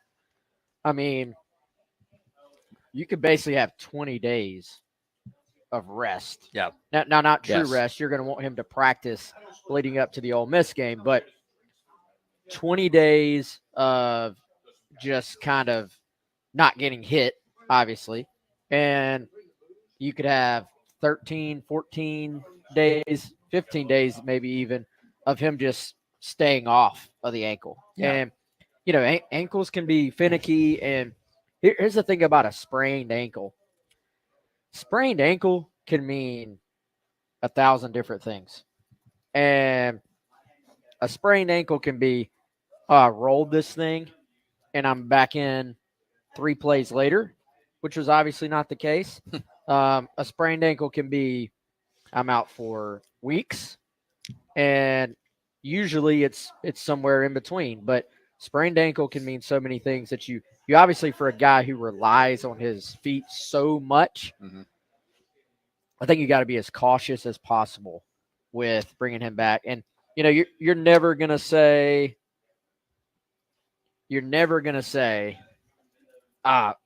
publicly, you're never gonna say, we can beat Akron without him. But that's got to be that's got to be part of the thought process, honestly. If it's one of those things where he's cleared, but he's not 100%, could you see them say, all right, let's try to get him back as close to 100% as possible? I think the bye week being the next week kind of plays into that a lot as well. I think so, and that makes the most sense. And again, hopefully Beamer addresses that later on today, and we'll see what the decision for this weekend is. My only concern is, okay, you sit him out this week again, not practicing a lot over these next couple days, and we'll hopefully be back in the fold leading up to Ole Miss. Like, we've seen him take steps forward in these first couple games. You just hope there's not a regression by not playing and not practicing a lot as you're continuing to try and build rapport with these guys that, you're going up against one of the best teams in college football in Ole Miss coming up here in a couple weeks. You just hope you're not rocky, at least to start that game with Sellers, because, getting behind in that one would certainly not be paramount. Yeah, and you would love, obviously, to have him 100% healthy. And if he was 100%, I think, yeah, you play him this week, and like you said, you get that confidence, and that a lot of it's timing that they're still trying to sort of build out, I think. But if there's any question, if there's any, if he's 90%, I'd hold him. This could be valuable for Robbie as well, I think, and a chance for him to go throw the football, a chance for him to get some reps where if you need him later on in the season, that could be valuable for him as well. Would you play him if he was 100%? Just Sellers? to be annoying? Yeah. Yes. 90. Is that like your bar? We're finding the line here. Anything 97%. No, I'm just kidding. Anything less than 100. I agree. Yeah. Anything that could potentially warrant re-aggravating the injury, making it worse, I think, no question, you are not going to take that chance, because as we've seen, the offense is certainly not as dynamic without Lenore Sellers back there slinging it. And again, with how bad Akron is, and we'll get into that more as the week goes along, you should be able to handle things with with Ashford there at that quarterback. 2 hours down, 1 more hour to go. Again, we're broadcasting live out at Firehouse Subs here in Lexington, 109 Old Chapin Road. Josh is here, Terry's here, Jeannie's here, eating sandwiches. We've got tickets to give away. Come by and see us. Store is open. Smells great in here. Again, Tyler West and Chris going until noon here on the game.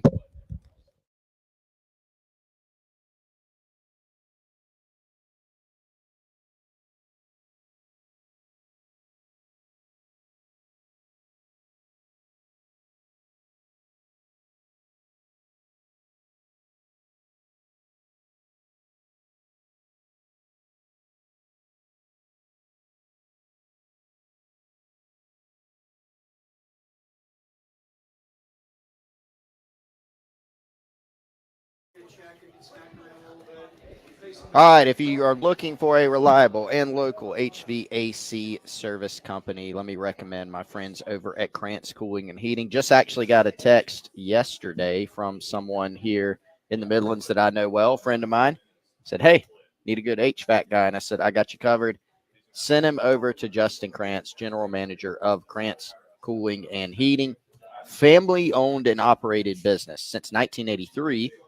The friendly, family-owned business at Krantz Cooling and Heating has been servicing homes and businesses in the Midlands. So whatever you need, maintenance, repair, installation, get out in front of any issues that you may have. If you've got current issues, they can come out and help you with them. That's KrantzCooling.com. Krantz with a K, Cooling with a K, or you can give them a call, 803-672-3224. If you've got coil leaks, compressor problems, they can give you a free second opinion. Again, that's Krantz Cooling and Heating.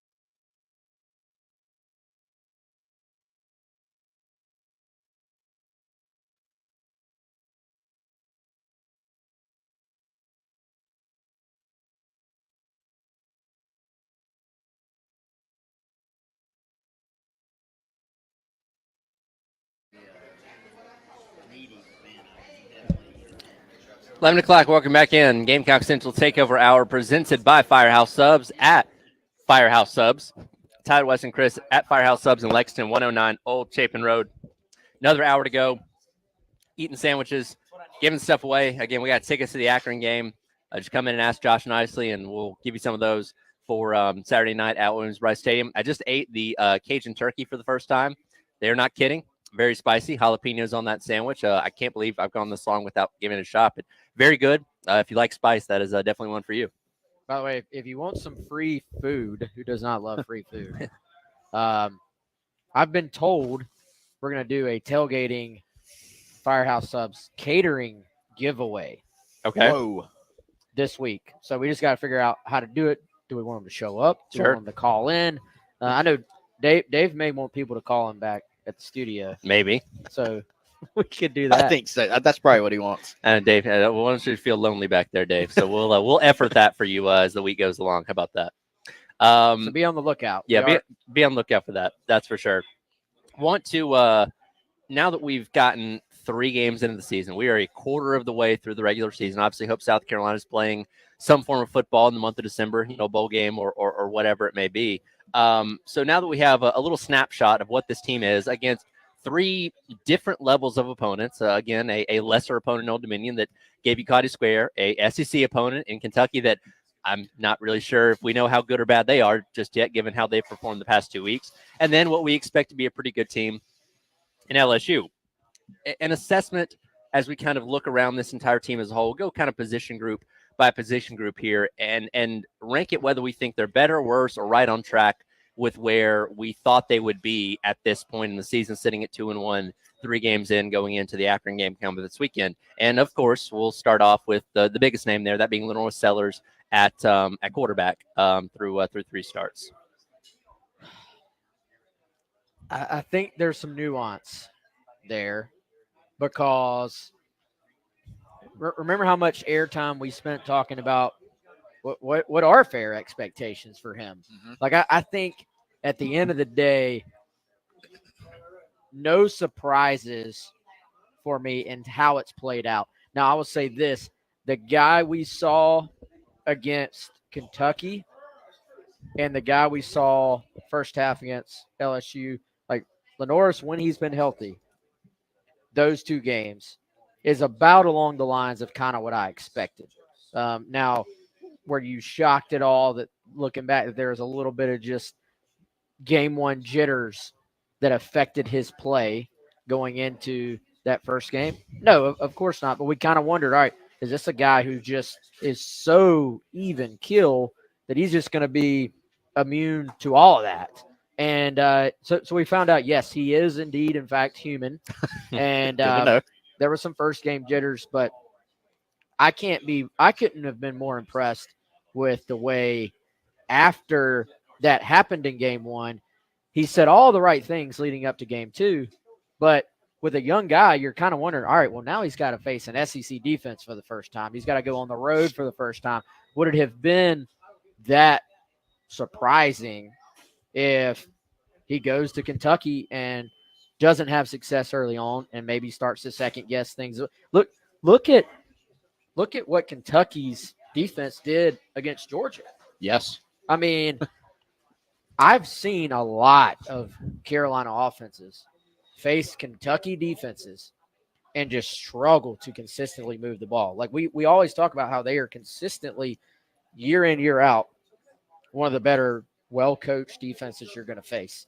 And, we talked about it last week. Lenore's, he went out there, he made some throws. He made some throws that changed the way that game played out. So I would say Sellers, though, so far overall, about what you would expect. And you are grading a little bit on the curve as far as he's a young guy, but also who knows what his numbers would be, guys, if he hadn't had to miss so much time so far. Like if he was on the field for these full 3 games so far, for one, I think Carolina's 3-0. For 2, Yep. The numbers obviously would look a good bit different. Yeah, I mean, it's been about what I expected as well. I think he's made, with any player, with any season, with any position group, there's going to be things even after a few games where you go, okay, that's a little surprising. Maybe I thought there'd be more or less of this, but I think it's generally met expectations, right? He's shown some freshman moments.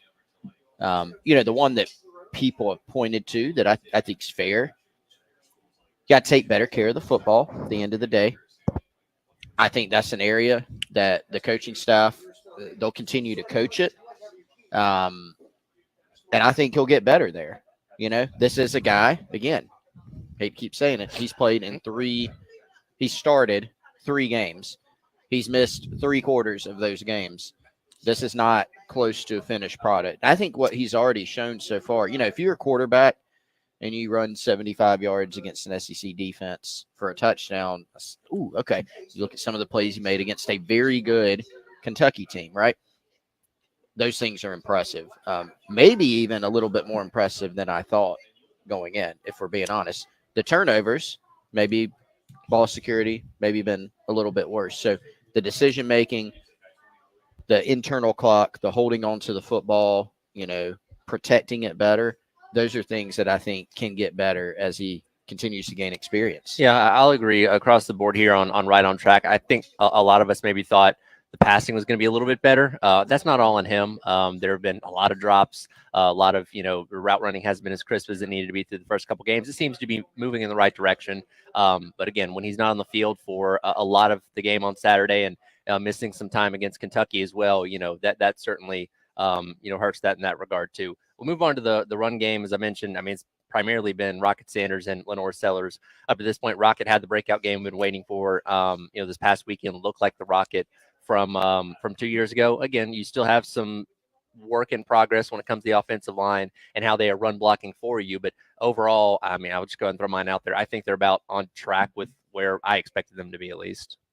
Same. I think we had heard enough leading up and tried to set the expectations of, look, this O-line's improved. The run game should be improved, but don't expect them to just instantly be a top 5 in the new SEC type rushing attack.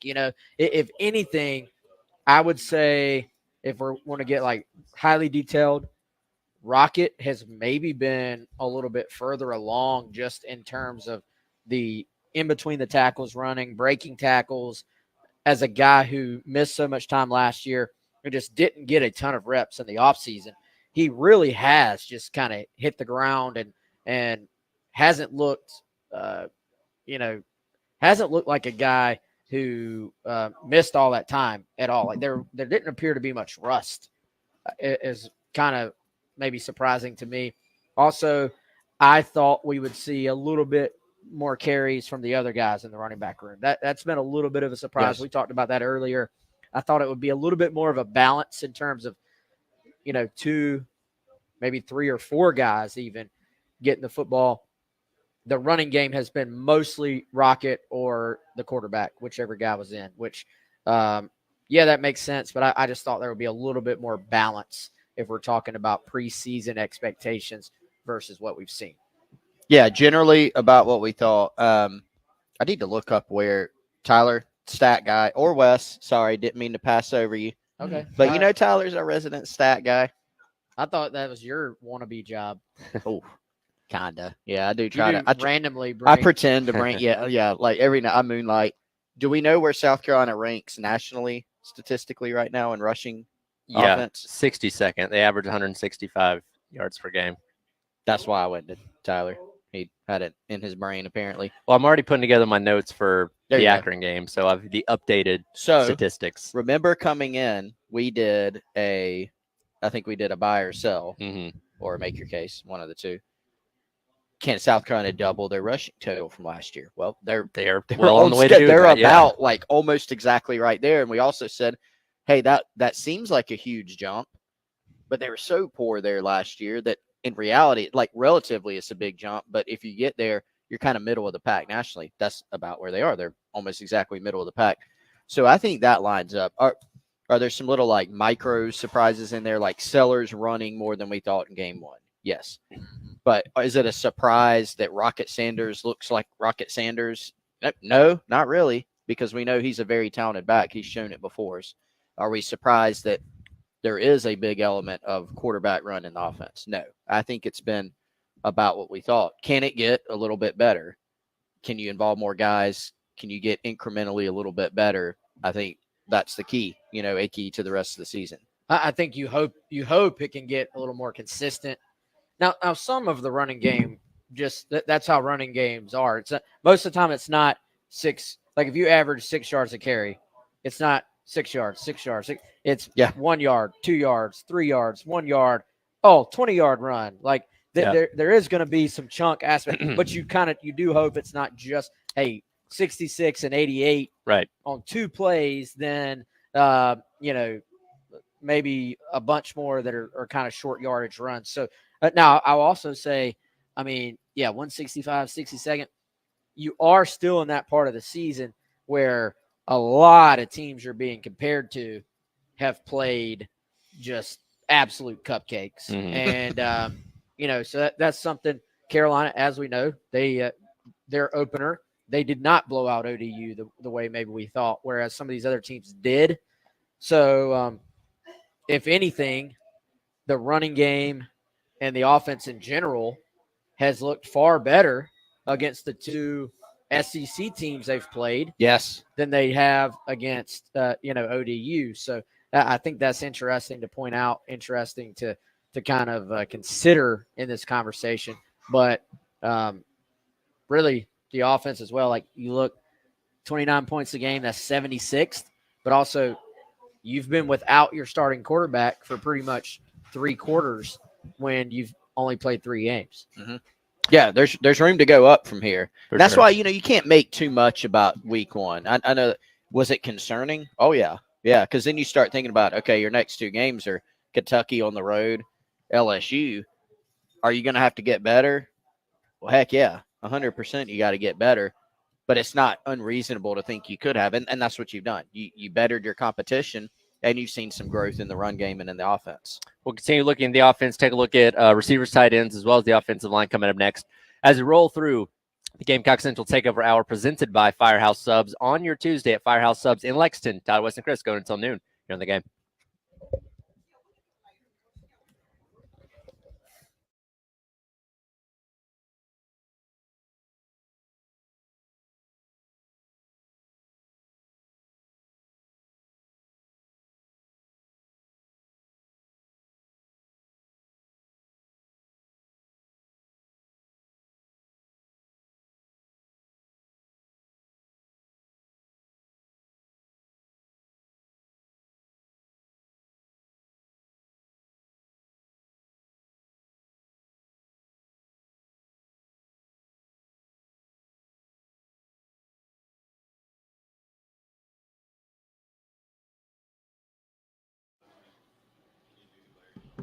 See the guys over there still getting the Firehouse Subs.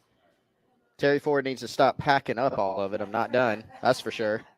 I've sampled several today. We've had the steamer. We've had the TBR. We got the meatball pepperoni. I think that's Josh Yellman's favorite. We got so many of our Firehouse Subs favorites. You can still come on out. We're out here at the shops at Flight Deck, Firehouse Subs in Lexington. We'll be here till about noon. Good news is the store remains open even after we pack up and leave. Come on over. If you are elsewhere in the Midlands, there are 14 and growing convenient Firehouse Subs locations in total. FirehouseSubs.com. Use the Rapid Rescue to go, or my favorite method, download the Firehouse Subs app. Earn yourself some rewards on future purchases, and it will be waiting on you when you get to the store. That's FirehouseSubs.com or the Firehouse Subs app. Appreciate Larry Chandler for having us.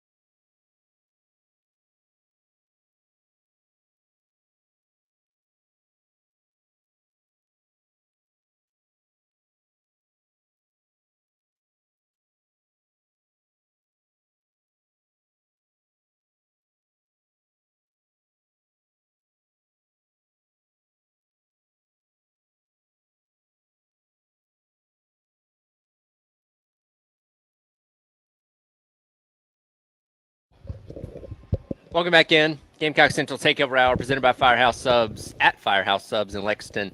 Tyler Head, West Mitchell, Chris Clark, along with you going up until noon. Chris, you seemed rejuvenated after whatever sub you just ate there. Which one did you just put down? That was the second edition of a Cajun chicken sub, Okay. and it is rising. I was just telling Wes, rising up the power rankings. I cannot believe I don't think I'd eaten it until today when Larry pointed it out to me. I gave it a try. Very spicy, good spice to it. I love spicy, so it was fantastic. They've done a great job here, making the subs as usual. Absolutely. Continuing on with our look through this team now that we're a quarter way into the season, assessing if we think this is better, worse, or right on track for where we thought it was going to be at this point in time. We now move over to receivers and tight ends. I'll group them together because obviously part of the pass game. We knew it probably was not going to be amazing right out of the gate because you just had so many new guys and we didn't even know who the main guys were going to be going to game number one. It still seems very much like a mix of guys coming in and out through this receiving core as well as with tight ends. So I would say, I hate to go 3 for 3 here, but probably about maybe on track, maybe a little worse than we were expecting at this point in time, if that's fair. Yeah, I feel like we're probably going to say about like what we thought on all of them now that we do have the 3 games. I do like what we've seen from Jared Brown, Maceo Bennett, Jacobs. I think there's still some more there that I think we're going to see as the year goes on. I will go back to the 2 bigger guys. You look at Nick Harbor, you look at Delvon Campbell. Delvon actually had a pretty big catch in the game Saturday that, as we know, as we've talked about, got completely wiped out. And I'm going to keep talking about that for probably months. But I do think if you were sort of drawing it up, like you wish you could have gotten one of those guys to start to emerge, I think, in my opinion. And I kind of thought Delvon could maybe be that guy. I think there was a lot to like about him as a transfer pickup. Here's what I'll be curious to see moving forward. For one, how's Jared Brown's health? I think that's a big thing. Like Jared's been pretty good for him. He had the drop in game 1, but he's made some plays for you. And so this group can get better as the year goes on. And I think a good bit better. But a big part of that to me would be, can the guys that came in late, so Delvon and Dre Jacobs did not get here till the summer. Can the guys that came in late, can a guy like Mazio, who's obviously only a true freshman, can they just continue to come along as the year progresses? I still don't think you would look at it and say there's a Xavier Legette in the bunch as far as like right now, but could by the end of the year, if all those guys keep improving, could we be saying, hey, they've got 3 or 4 solid threats that as a whole become a pretty good receiving core? I think that's the realistic goal moving forward. Yeah, a lot, I would say more elements than not kind of meet what you expected. And what I mean by that is like the guys that we thought would start and play the most snaps probably generally have, right?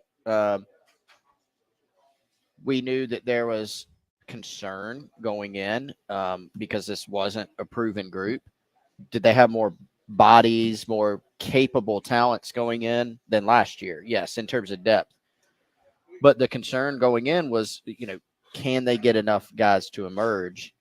And, to be quite frank, one of the concerns was consistently catching the football. We've seen that in game in some situations. We've seen some drop balls that have been fairly significant. Vandrevius Jacobs, Wes, he has 3 catches for 90 yards. He has a 41-yard catch and a 31-yard catch. Small sample size, 3 games, 3 catches. But to me, that's a guy you got to find a way, if you're sitting in that offensive staff room, all right, this guy's got two of his catches are 41 and 31 yarders, and most of that came after the catch. How can we find a way to get him the ball more? If you're looking for more answers there. They got to be better passing the ball downfield. That was a concern. I think that's kind of matched, some of what we've seen this year. So generally, I think, about what we thought. But it does need to get better to where we're, by the season's end, we're going, that part of this team improved. I think something else in reference to these guys, we obviously know there's been struggles when it comes to blocking on the outside in the running game and stuff like that. I'm also surprised, especially with the athleticism that we know from a lot of these guys coming in from the transfer portal. They've not been utilized in the run game a whole lot. Jared Brown has 2 runs. I think he was lined up in the backfield in one and took a jet on the other one. I figured that would be something that'd be more of a big part of this offense this year that we just haven't really seen, for whatever reason, Dow Loggins do a lot of. Yeah, especially Jared. That was a big part of what they did with him at Coastal Carolina, especially, before they changed staff there. You look back at their sort of the Chadwell offense, which is very unique in how they get the ball to the receivers. That's something Jared's done a bunch of. He's been very successful with. Now, he was used as a read guy on the big sellers run as well, which I think factored into that play with everybody sort of not coverage, but the defenders just kind of rolling towards him. I think that's something maybe as the year progresses, we see a little bit more of that, especially because I think Jared's probably the best guy in that group to do a lot of that. Yeah, I think he is. When you look at what you have, if it's about maximizing the strengths of your team, I do think you look at it and go, Nick Harbor and Delvon Campbell, those are not guys that you say, all right, we're going to throw screens to those guys all game, right? Those are guys that you say they need to be your downfield threat, because they're the 2 guys on this team that have the look of more of a true X receiver. They're tall, they can run, they're long striders. Campbell, as he showed, has ball skills. Like we saw that from him at Nevada some. It's just about being more consistent. He's played a good bit. And so you need that production. You need an uptick in production. But if you're thinking about what can these guys on your team do best, Jared Brown running the football, maybe you need some more of that. Jared Brown and Vandrevius Jacobs in space, that's where they thrive. And so I do think this group can get incrementally better over time, but you got to start doing it pretty quickly, because you get a break, quote unquote, by playing Akron. You get the bye week. Now you got to go get better after that. Yeah, definitely have to take a step up as your competition continues to get tougher on into the month of October. We'll wrap up the offense coming up next. Take a look at the offensive line and our assessment of them through a quarter of the season. We'll spend some time on talking about the defensive groups coming up tomorrow as well. Again, broadcasting live, Firehouse Subs here in Lexington with Flight Deck Shopping Center, 109 Old Chapin Road. Again, if you come by and ask Josh and I, still get you some tickets to Saturday night's game against Akron. Of course, come in and enjoy a delicious Firehouse sub as well. We'll try and talk to our guy, Larry Chandler, a little bit later on in the show, too. Tyler West and Chris going until noon here on the game.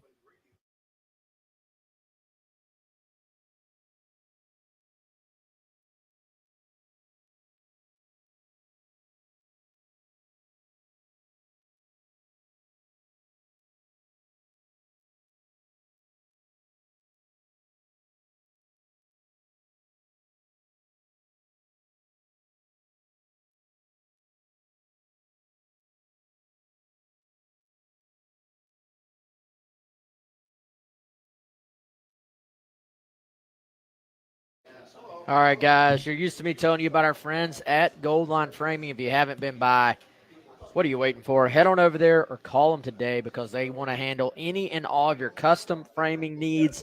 803-739-1337. We've been over there twice recently. Kendall Walsh, Johnny James, they took great care of us. They're going to take great care of you. Like I always tell you, diplomas, original artwork, canvases, jerseys, flags, signed prints, whatever you can think of, they can frame it up for you. Head on over to 511 12th Street, West Columbia. If you're looking for other ideas in-store, they have an art gallery, home decor, furniture, and gift items, whether you're a South Carolina fan, Clemson fan, or whether you're buying for a South Carolina or Clemson fan. Open Tuesday to Friday, 10 a.m. to 5:30 p.m., and then on Saturdays, 10 a.m. to 12 p.m. Again, as always, that is our friends at Gold Line Framing. Call them today, 803-739-1337.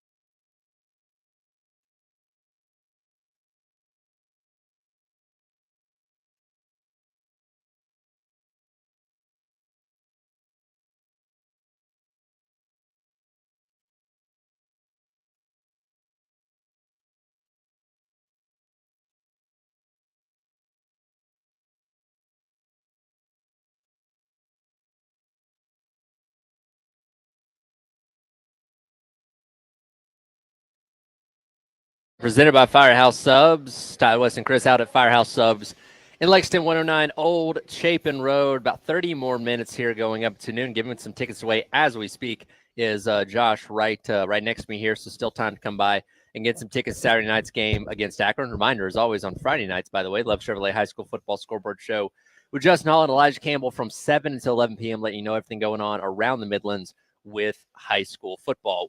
This hour, we've been going position group by position group on offense, assessing after 3 games, quarter of the way through the regular season, if they've been better, worse, or right on track with where we think they should be. We'll go to the offensive line now. Again, they were very bad a season ago. Not a high bar to clear.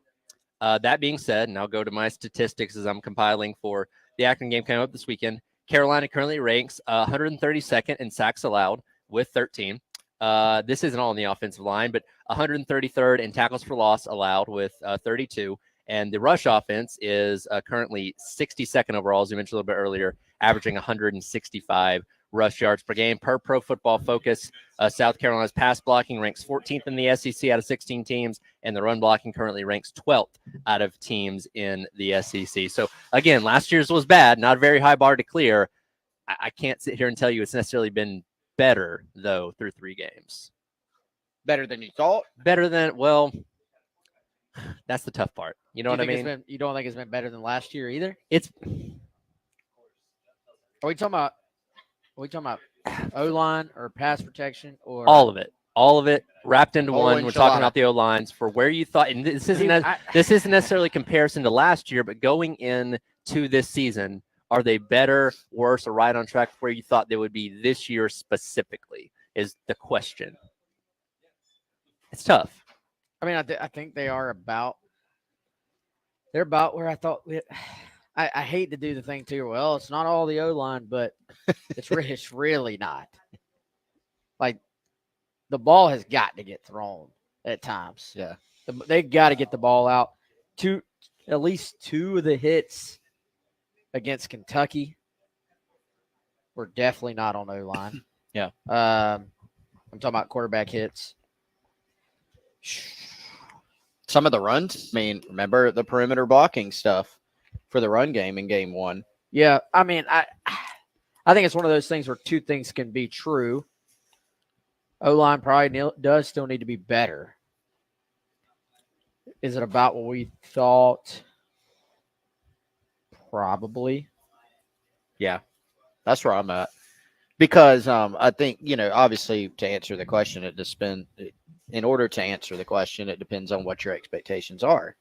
And my expectations were the group's better than last season, but not just better by default, because as you said, Tyler, like that was somewhat of a low bar to clear. Yeah. So they've been better than just roll the ball out there and roll a few guys out there and they'll be a little bit better. They have not been excellent. You couldn't look at the group and say, they're outstanding. No, nobody's saying that. But I think I don't look at that group and say, man, it's way better than I thought. I don't look at that group and say it's way worse than I thought it would be coming into this year. And we'll get more data as the season goes along, but we have 3 games so far, and it's been, about what I thought. Well, and especially when you talk about the fact that you're starting a true freshman at left tackle and a guy that had only played a handful of snaps at right tackle, there's going to be some growing pains. And again, I give credit.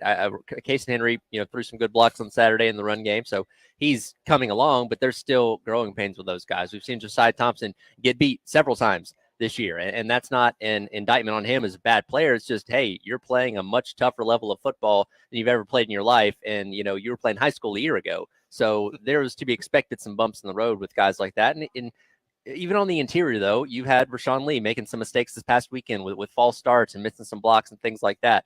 Again, everybody's had their highs and their lows, certainly. Again, compared to last year, it's certainly better, but I can't say through 3 games it's better than I thought it was going to be so far this year. You expected more? I expect a little bit more. Okay. Not like, again, I didn't think they were going to be like top 5 in every category in the SEC or sure. be on the Joe Moore watch list by any means, but I still want a little bit more so far. What do y'all think of the context of it? I mean, it's almost an epidemic in college football. Like, there's really not a lot of great O-line play in the game, I feel like. But Yeah. like, is that portal driven? I don't know. But and Carolina does have one huge advantage this year. So far, for the most part, they've been able to trot the same 5 guys out there. There's been a little bit of rotation here and there. For the most part, they've been able to get the guys in and leave them in there. Mhm. So I'm wondering, does that, and I know that's not an answer to the question for the last 3 games, but does that maybe help this group continue to gel as the season progresses and get better and better? We shall see. But for me, I see a lot of poor O-line play throughout the game of college. Like everybody's going, hey, O-line's got to be better. So there's got to be some context in there as well, I think. And the teams, like, we could go back and be like, oh, well, Wes, you're wrong. Team X, has only given up a sack and is rushing for 8 yards a carry. And then you go look and they played, the toothpaste teams or whatever, it's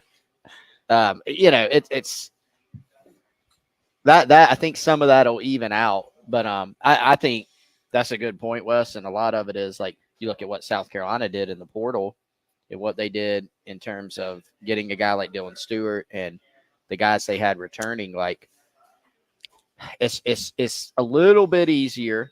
Not that it's easy. It's a little bit easier, I think, to stack impactful talent on your D-line from the portal as opposed to O-line.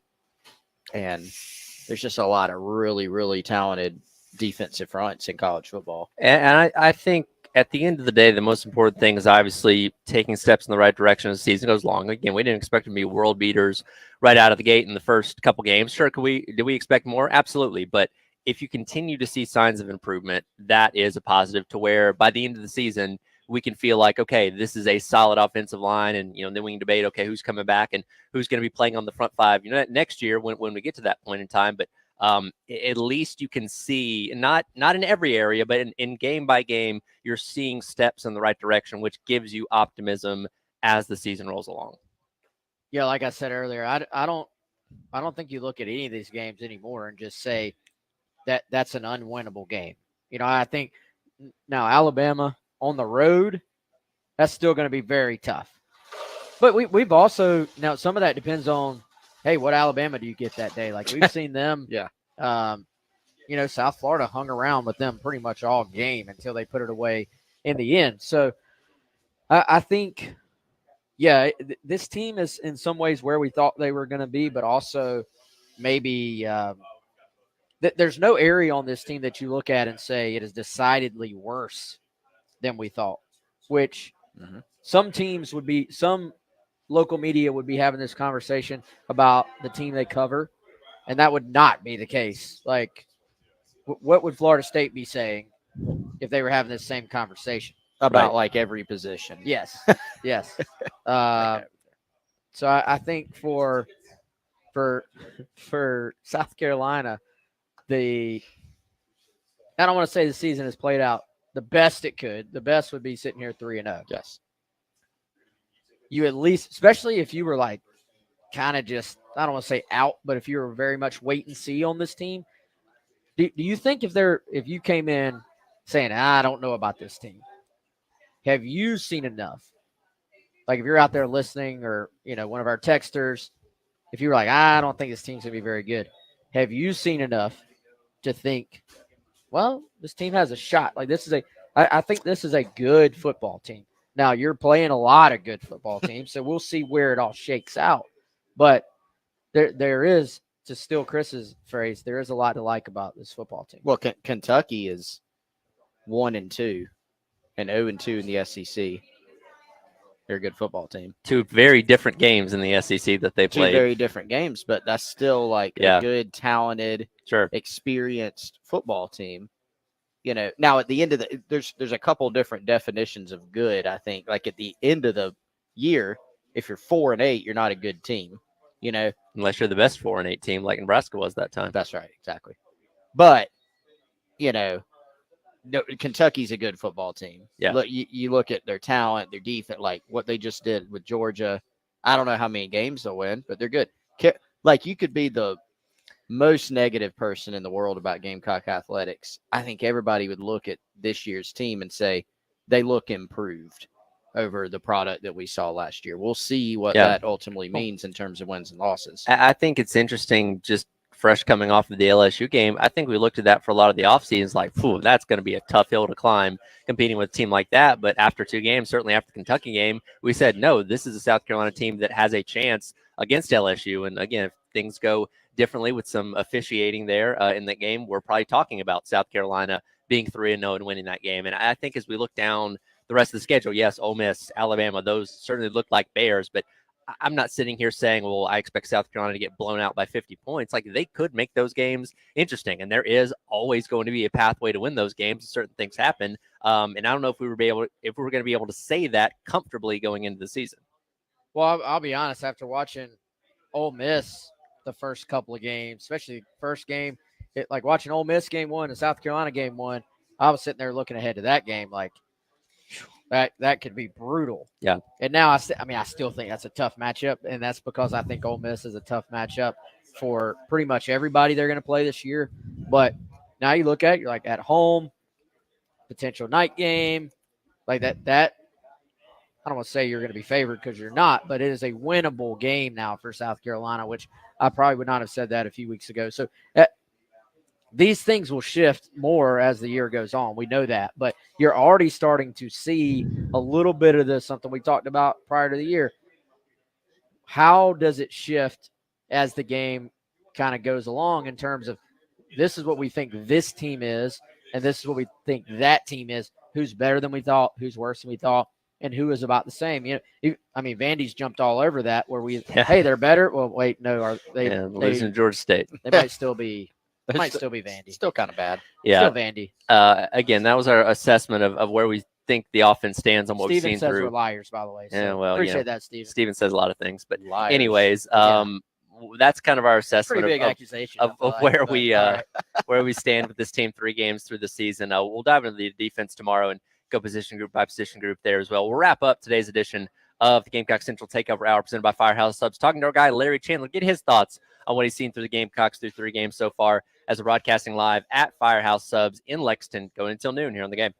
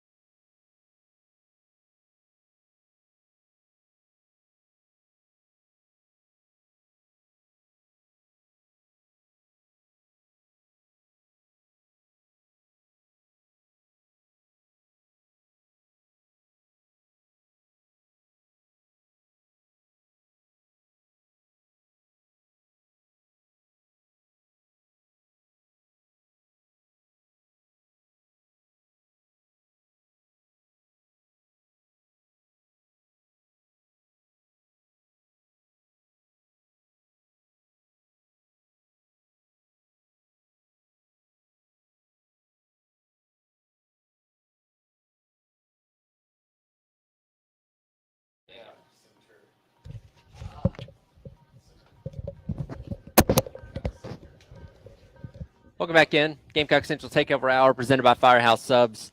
Tyrad, Wes Mitchell, Chris Clark, Josh has been out here, Genie's out here. We're giving away tickets, eating some delicious subs. As always, that is thanks to our guy, Larry Chandler, who's joining us once again here out at Firehouse Subs in Lexington. Larry, as always, thank you for allowing us to be out here. And last time we talked to you was right before the season started, I believe that same week, leading up to the Old Dominion game. And needless to say, a lot has transpired in the 3 weeks since. Yeah, it's been some crazy stuff for sure. Some exciting football. And Saturday was a great game, back and forth. Long game. That was a 4 hours. long game. Golly, it was.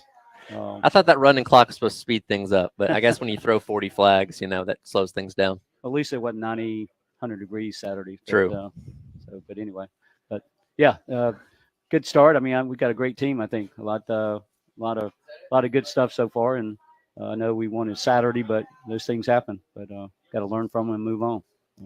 We'll get back to Gamecock Athletics in just a second, Larry. Get some of your thoughts. I don't know if you can. I'm not going to spill the beans on it, but can you say more about some new Firehouse Subs locations that are coming or not yet? Yeah, exciting. We got hopefully in the second week of October open back up in the Spring Valley area. We had to close years ago.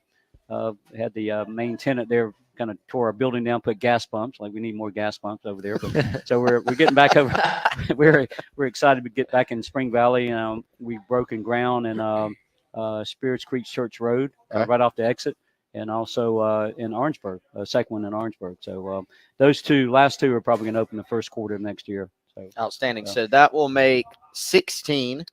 Or Spring Valley 17. make 15, and the other two will make 17 in 17. the Columbia area. So we'll have to break those in when they open. That's right. Definitely. No matter where you are in the Columbia area, There's no excuse. there's one nearby. There is. That's right. Always. By the way, there's also no excuse for you not to call us. That's right. We're going to go ahead, Larry. Are we going to throw that out there now? You want to go ahead and do it? Yeah. We're going to start doing every week during football season one deluxe platter pack for that feeds up to 10 people. For any lucky winner. I'm not sure how you're going to do it, but Larry, 1 to 10, what's your favorite number? Or what number are you thinking of? So he doesn't say the number? No, he has to say Oh, it in okay. this case. I'll say it online. Yes, Six. Six. Six. Okay, caller 6. All right, so I guess we'll take caller number 6, 803-404-6100. Captain Dave anxiously waiting back in the studio to take that call. We'll get all the details on that to you on how to win and all, or how to get your Firehouse Subs platter and all that kind of stuff, but nothing like an impromptu giveaway. Well, definitely. Even the away game. So we're going to do one during the away game. So pretty cool. And Larry, that's I think it feeds 10. You got your sandwiches, chips, cookies, and tea or lemonade. Yeah, tea or lemonade. 1 gallon of that. So nice. All right. Everything you can need. Back to Gamecock sports. 3 games in. Yeah. Obviously, we know we won't continue to relitigate Saturday, but tough, disappointing loss. But what have been your thoughts on what you've seen from Shane Beamer's squad so far through 3 games? Yeah, even though we gave up a lot of points Saturday, I thought the defense has really been impressive. We've got some serious athletes. I mean, those guys are really, really good. Really good defensive line. Defense ends are off the chart. And, of course, our backfield back there is really good. So, just one of those things Saturday. We gave up really more points than the effort. We got great effort Saturday all the way, offense and defense. But, I think that's been impressive. Rocket was impressive Saturday, and I think we've got some really good players. I think it's a very good team. I think it's an underrated team. I think we're a lot better than people thought we were going to be coming in the season from my standpoint. But I am kind of a homer. But I know you're going to be on the road for some of these games coming up in October. Feeling a little more confident in those now that what you've seen through 3 games so far? Yeah, I think we can hold our own for sure. We were just talking about who's playing who before we play them on the road and stuff. So it's pretty exciting. You just never know how a season's going to turn out till you play the games. You can kind of predict all you want to, but you never know. You got think how things lay out and injuries. Of course, you don't want anybody to get hurt, but you never know. So, is there a road trip you're looking forward to the most, Larry? Yeah, I've been to Alabama before. It's been years ago. But like I said last time, I'm planning on going to Alabama and Oklahoma. So hopefully those are happening. But Oklahoma never been there, so looking forward to that. And so it's always cool to go to other stadiums and see their traditions and see how their crowd is and see what we can do. I gotta be quite honest. If you're a Gamecock fan, I've thought about this a little bit, but it kind of hit me when we talk about Oklahoma. It would kind of be nice to go beat Brent Venables to pay back for all the torment yeah. that he unleashed when he was at Clemson on the Gamecocks. Man, you and I were talking during a break earlier about Lenora Sellers. You've had a chance to interact with him and then watch him play. Obviously, he's missed 3 quarters basically, even in his first 3 starts. But thoughts on his performance so far?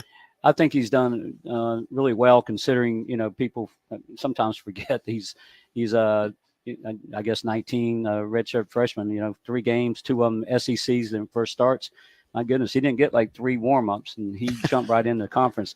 Phenomenal. That run Saturday was off the chart. He made a move on a defensive back and just dropped him, and he was gone. For a guy that big running that fast, I mean, that was in moves. He's just a phenomenal athlete. He's just going to get better and better. Great person, and just exciting to see him continue to grow. Well, we might be without him on Saturday night for precautionary reasons. We'll get the update from Beamer here in a little over an hour at his presser, but need him definitely at 100% health for you take on Ole Miss here in a couple weeks. Yeah, for sure. By the way, Lenoris and Rocket on that play you're talking about and the Rocket run. What did y'all think of just seeing those 2 guys just separate? And I kept waiting on a DB to maybe show up to the party and run one of them down, at least make it interesting. But just seeing the athleticism there, both those guys, was insane. Yeah, Rocket runs low. It reminds me of Marcus. He stays low inside that line and picks his spots. And I remember Marcus used to talk about running low, pads low, and Rocket runs like that. But when he got open, he was gone. He saw that opening. He was, like you said, nobody could catch either one of them. They're very impressive. So. Plenty of reasons to be excited from what we saw on Saturday, and looking forward to this Saturday's game against Akron. Larry, thank you so much once again for allowing us to be out here. That'll conclude the Gamecock Central Takeover Hour presented by Firehouse Subs at Firehouse Subs in Lexington. Halftime show with Terry Ford and myself coming up next here on the game.